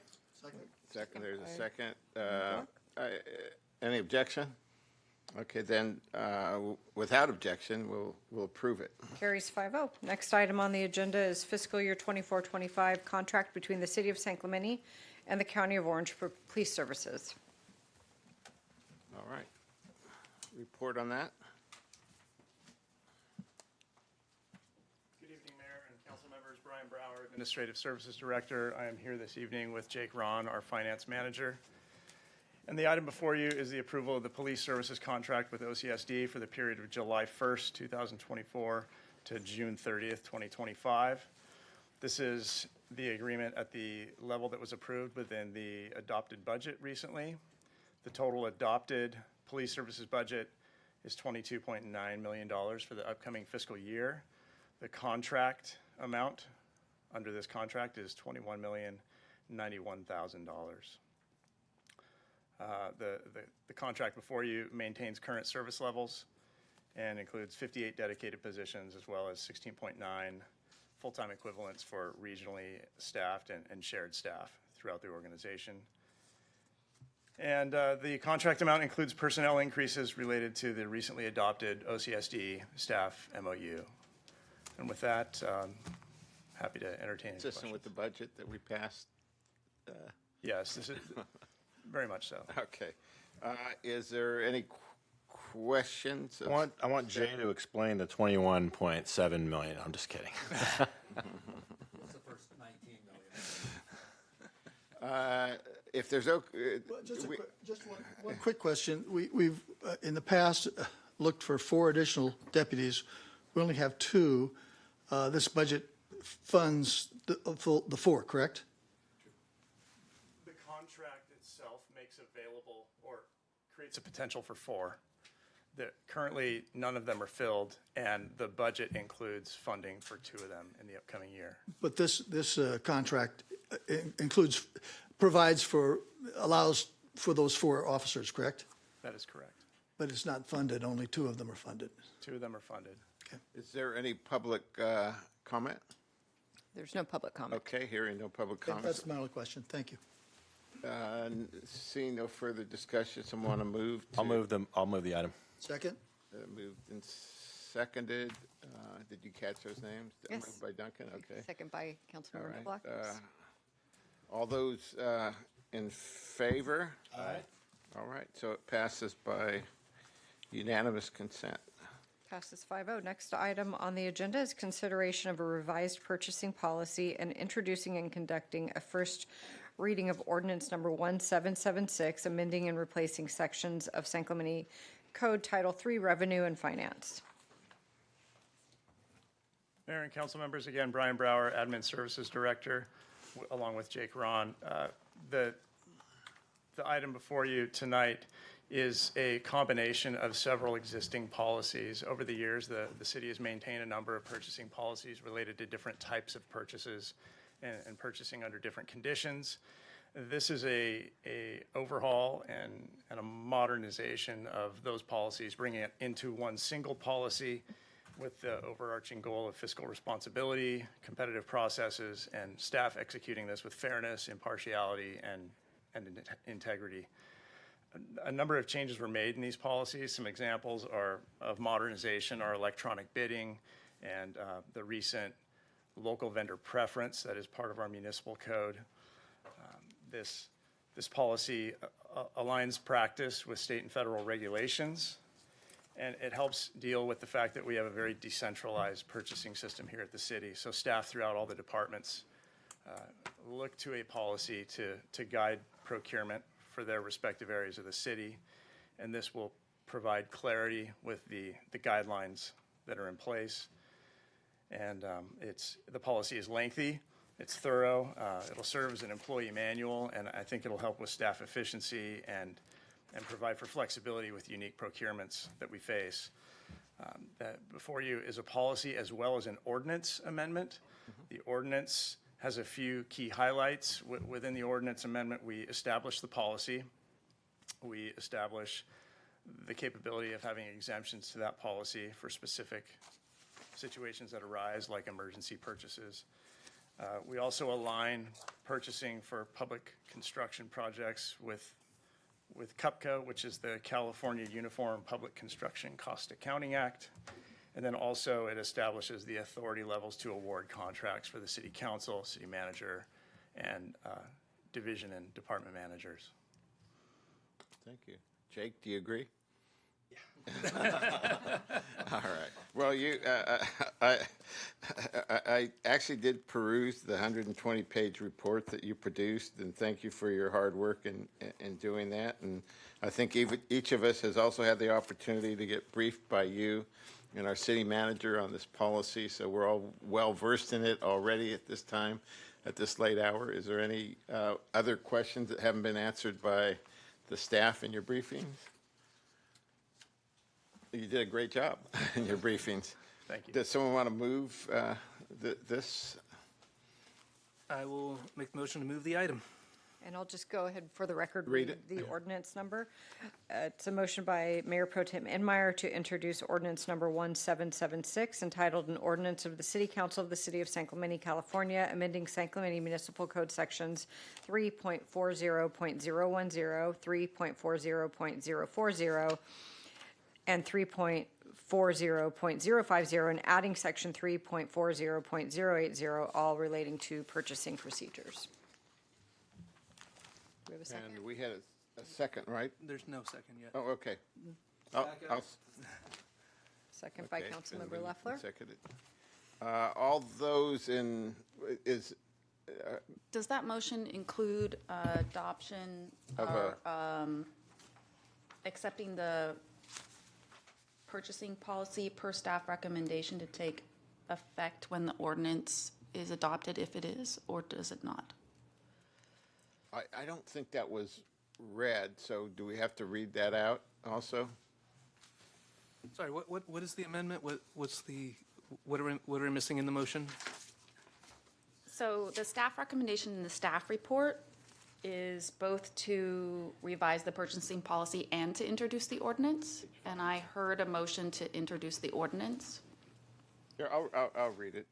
And then I think this is a motion you're making. Revised purchasing policy per staff recommendation take effect when and if ordinance number 1776 is adopted, and 2, introduce and conduct the first reading of ordinance 1776 an ordinance of the Council of the City of San Clemente of California, amending and replacing the San Clemente Municipal Code, Title 3, Revenue and Finance, Chapter 3.40, Section 3.40.01, Section 3.40040, Section 3.40.050, and Section 3.40.080. Is that completed? Yes, I was wondering if that's what Mayor Pro Tem meant to Yes. move. It would have been Okay, helpful thank you. if that extra point was on our agenda sheet that we're reading from, but It would have been, It would yes. have. All right. Boy, could you read that again before I second it again? Happy to. Second. Second, all right.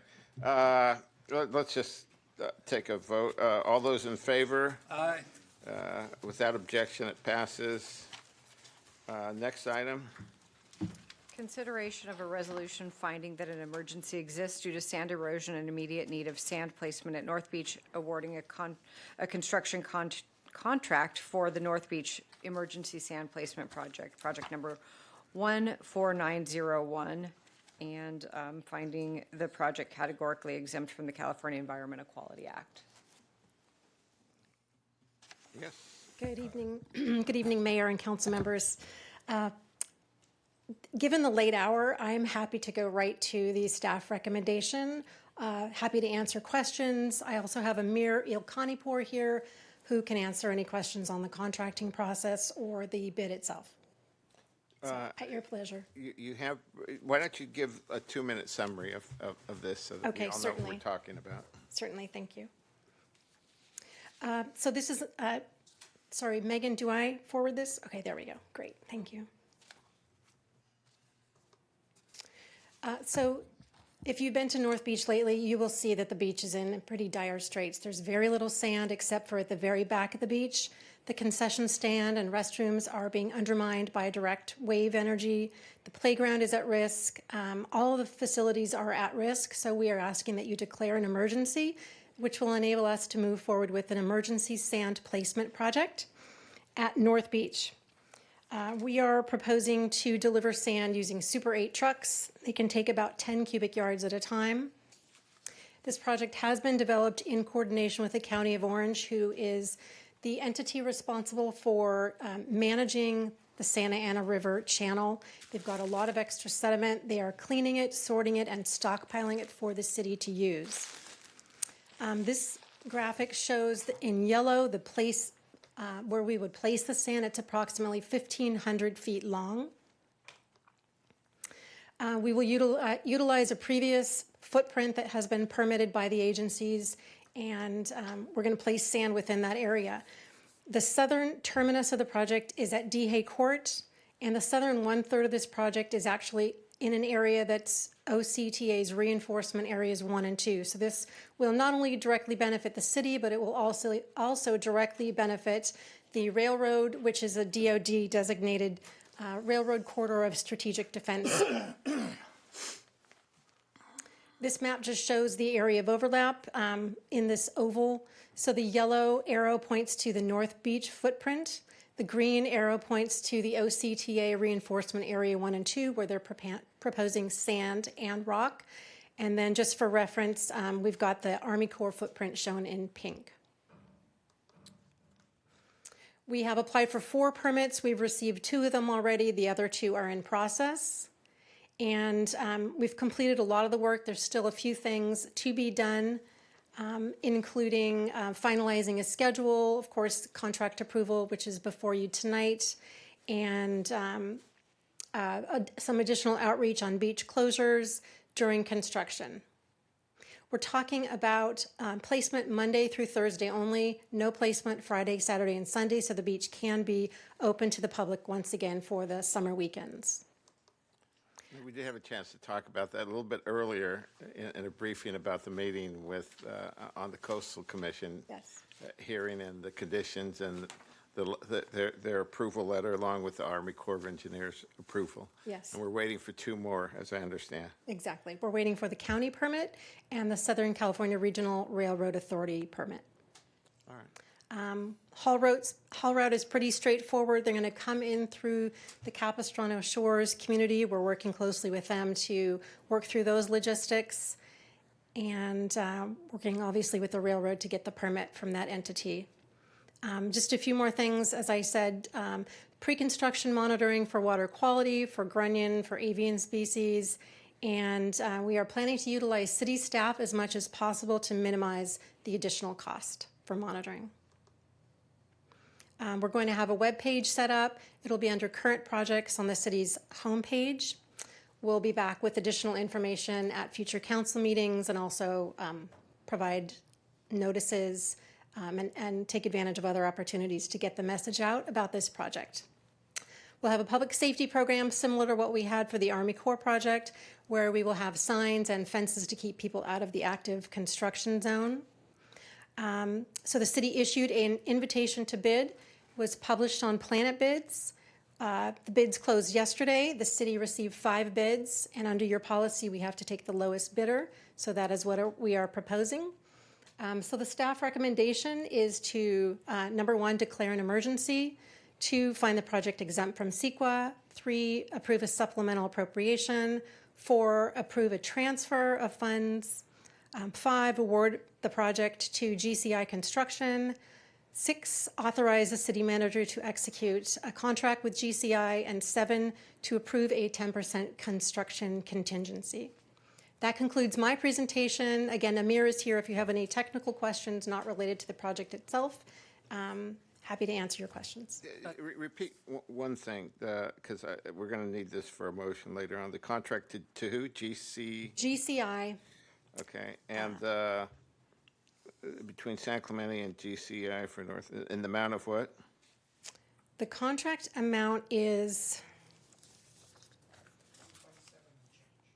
1.7 million and change. And then there's a contingency, 10% contingency. And is there a dollar amount? Because in the motion, there will be one. I don't know. Yes, if you want to include it is. Oh, there it is, up there. Okay. 172,000. Okay. And I just, I mean, the only 2 issues we got your 50-page report. We've all got briefed on this from Andy and others. The only new information that came in last week after these reports were out were the 2 approved permits. I want to make sure the city council was aware of those and all the conditions. And I don't know if we've sent them out to everybody, but if not, they're on our website. And then now the determination of who won the lowest bid. And so I think that's all the new information that we have. And I think most of our questions have been answered, unless somebody has a question that has. Just one question. Someone earlier brought up, speaker earlier brought up that there might be pebbles in the sand. That we've had this issue in the past when we tried to put sand on North Beach. What are we doing? You mentioned staff monitoring. What are we doing to make sure that we're getting actual sand and not rocks on Yes. the beach? Thank you. That's an excellent question. I did bring bags of sand, sample sand for each of you, so you can see exactly what the material is going to be like. So you can keep that if you like. So the county is. Right. I've got a bigger bag in my office too. So the county is doing the sorting and the grading and the cleaning, and they are working with a grain size envelope that matches the city's grain size envelope. They might go a little bit bigger, but what you see in that bag is pretty representative of what we will be expecting to receive on the beach. So mostly very perfect beach sand with a few little gravels and things like that, because it's coming from eroded mountains through the river channel. So we're going to try to grab it from as low down as possible, so it's as close match as we can get. But what you have is again, a representative example. I would only add to your comments that the Army Corps of Engineer lists 8-10 pages of requirements. Maybe you could elaborate a little bit more, because they do have requirements imposed on the quality of sand too. Yes, on the grain size, and then there's also chemical testing that's being done just to make sure it's clean, free from contaminants or any unwanted things that should not be in the sand we place on our beach. So all of that will be reported back to the Army Corps and to Coastal Commission, and they'll give us the final sign-off. And all those conditions are part of the permit that we have to follow. So, Yes. So Just in case we have an issue that we did with the Army Corps where everything seems like beforehand everything was going great, everything's fine, and then the sand actually comes on the beach and it's not that quality, what do we have in place? We can, each load that comes to the beach will be inspected as it's being dumped. So if we see a load that does not look like it should be placed on the beach, we can stop the project and work with the county to make sure they're using the right stockpiles. We can go to the stockpile and visit it too and make sure that that's all the right stuff that's coming to San Clemente. Leslie, who will be doing that inspection when the The, truck gets dumped? the contractor will be doing the daily inspection. We'll be doing the monitoring, staff will be doing the monitoring, but we'll have periodic city staff visits out to the beach too, because I think we're gonna have something like 40 loads a day delivered.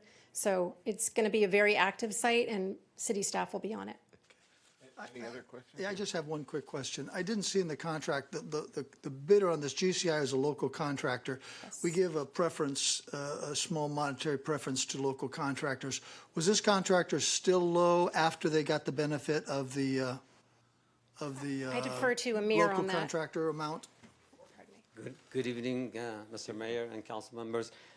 They were, regardless of the benefit that they would get with the 7% and maximum of $150,000, they were still the lowest contractor. Okay, I couldn't tell without that from the those staff benefits. report. Thank you very much. Appreciate it. Question about the contractor. So GCI, this is the same group that we've used for bluff issues before, right? Is that the same one? I think I actually saw, he's not here anymore, but I think I saw Which bluff issue? I know that we've used them before, right? We've used this company many times in the past. For Yes. Several projects. Yeah. Yes, Storm and- drainage projects. Storm- and okay.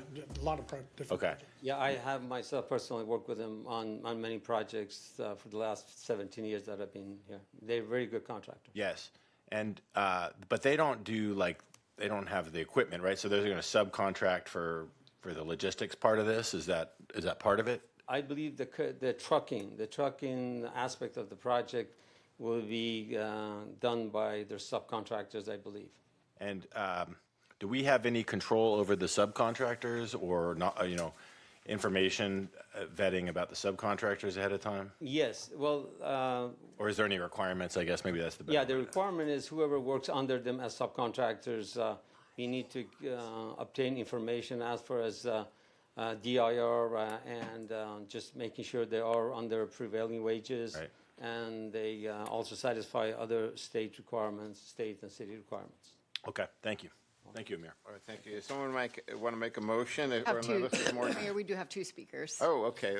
Let's have the speakers. Lois McNichol, followed by Mike Kay.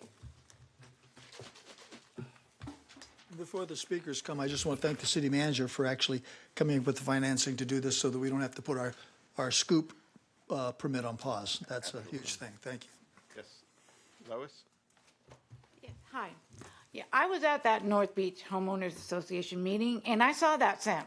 And I'm still puzzled by why we are using sand from a riverbed for a beach. Because I know you're all looking at it in these little bags up there, but that does not look like beach sand. That doesn't even look like trail sand. So it's darker, it's got more rocky feel to it, it's more porous, it simply does not feel like beach sand. So whoever is monitoring this, and please, it has to be somebody besides the contractor, they have to look out for that, because that was our problem before. And we need to start thinking about better ways of getting sand on the beach than simply putting it on the beach. We need to be thinking about retaining the sand on the beach and growing sand on the beach. The technology is already out there. We can do it, and that's the way we have to start thinking instead of spending millions of dollars to just put sand out there. Thank you. It's very late, so I'm going to keep this really short. GCI is my brother's construction company.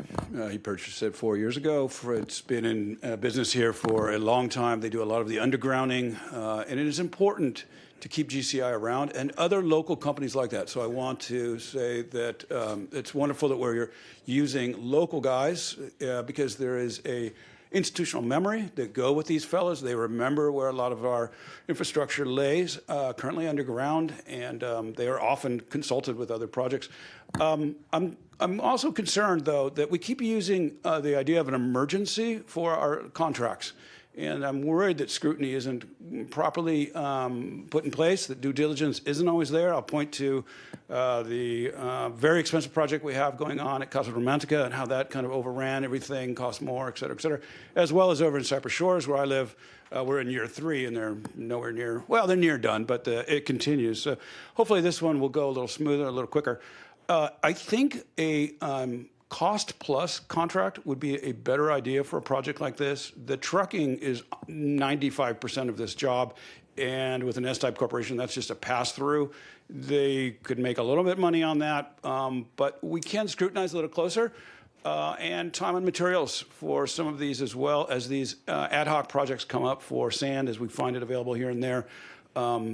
We might want to take a little closer look at how some of those contracts are handed down. We could save a little bit of money.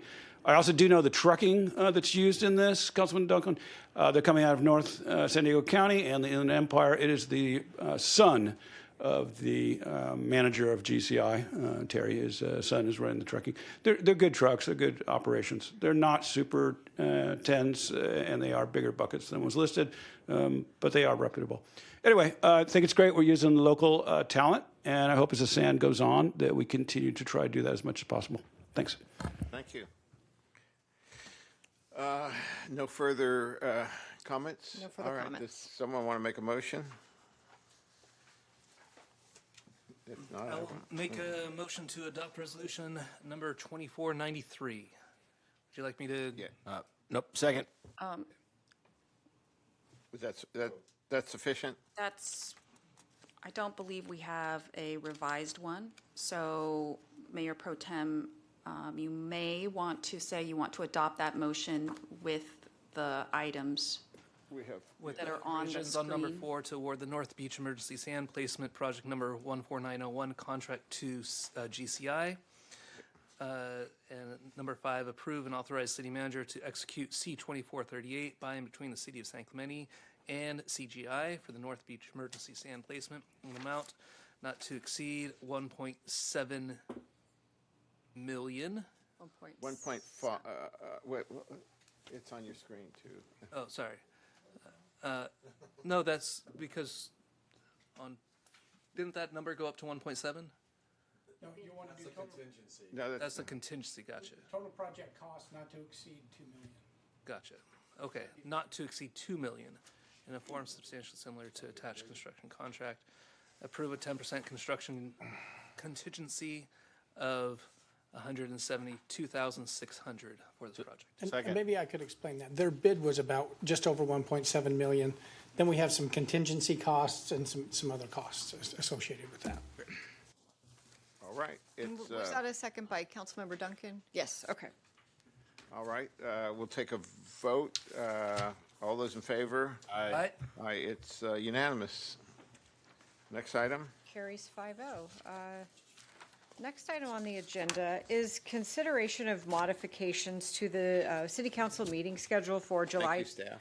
2024 and December 2024.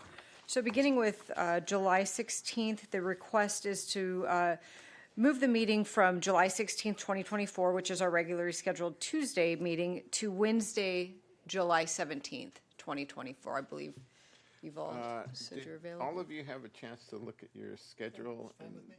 Okay. Chris, everybody fine? Okay, what about the And then second part of that? the second part of this is a request to consider modifying the December city council meeting schedule. The election takes place November 5th, 2024. The election results are due to be certified by the county registrar of voters on or before December 3rd. Our regularly scheduled meeting for December is December 3rd. If we don't have those results in time for that meeting, new council members would not be able to be sworn in, and we wouldn't have an opportunity to have legislators come to thank outgoing council members and welcome new council members. So the thought was that if we changed the meeting 1 week later to December 10th, we could hold one council meeting in December, get all of the business done, that meeting, and then cancel the following meeting, December 17th. So essentially consolidating the two meetings into one, December 10th. And everybody had a chance to review those dates and works for everybody? Yes, yes. Okay, all right. Well, does someone want to move item 10E? Just a quick discussion on the Yeah. December movement.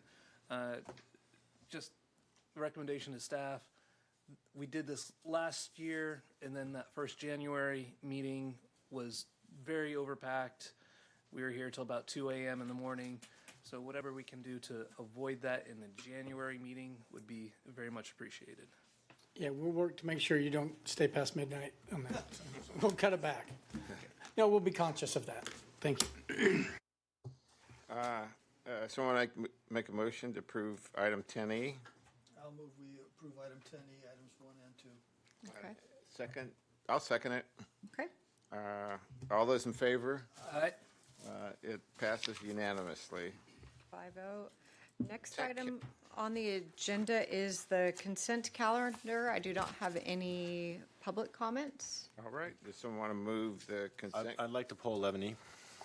Okay. All right. I'll make a motion to move the balance. Second. All right.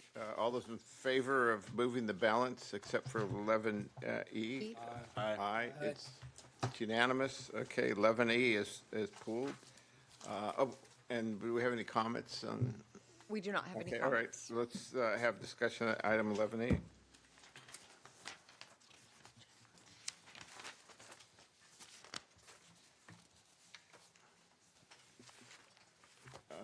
Do you have any, you want to make a statement?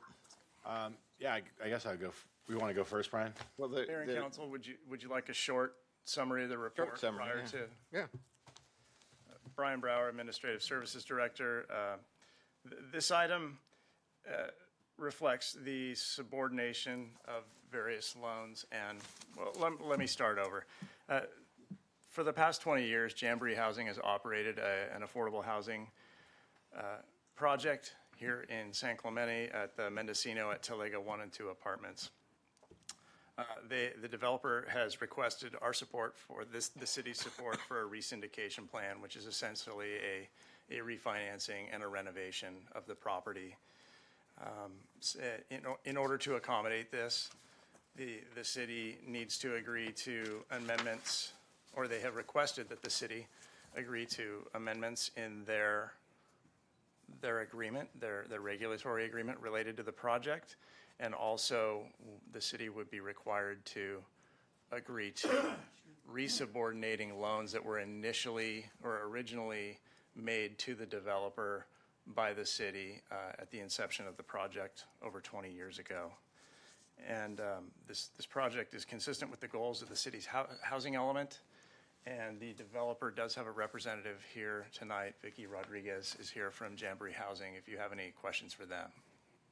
Look, do you want to go? I mean, Yeah. I'll let you.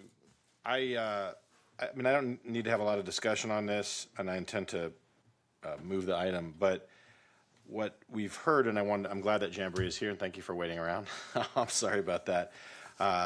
What we've heard from by the way, this is a flagship Jamboree community. They show it off as one of their best low-income communities, and I think it is a tremendous community that allows low-income families to continue to live in our community. As a Talega resident, it blends right into our community. So I think it is an upstanding project, and I certainly do support the needed renovations. What we've heard from some of these very vulnerable families is that they're not getting a clear picture of what their futures are from the local staff. And so I want to take this opportunity to just emphasize to Jamboree, please be very clear about what is in store for these residents when they have to get moved out. Many of them can't afford to go to a faraway place. They have kids in school. They have multiple jobs. So please minimize the impact on these people and be sensitive to their plight as very low-income folks. The other thing that we've heard is that there's going to be a significant, I should say, material increase into their rents.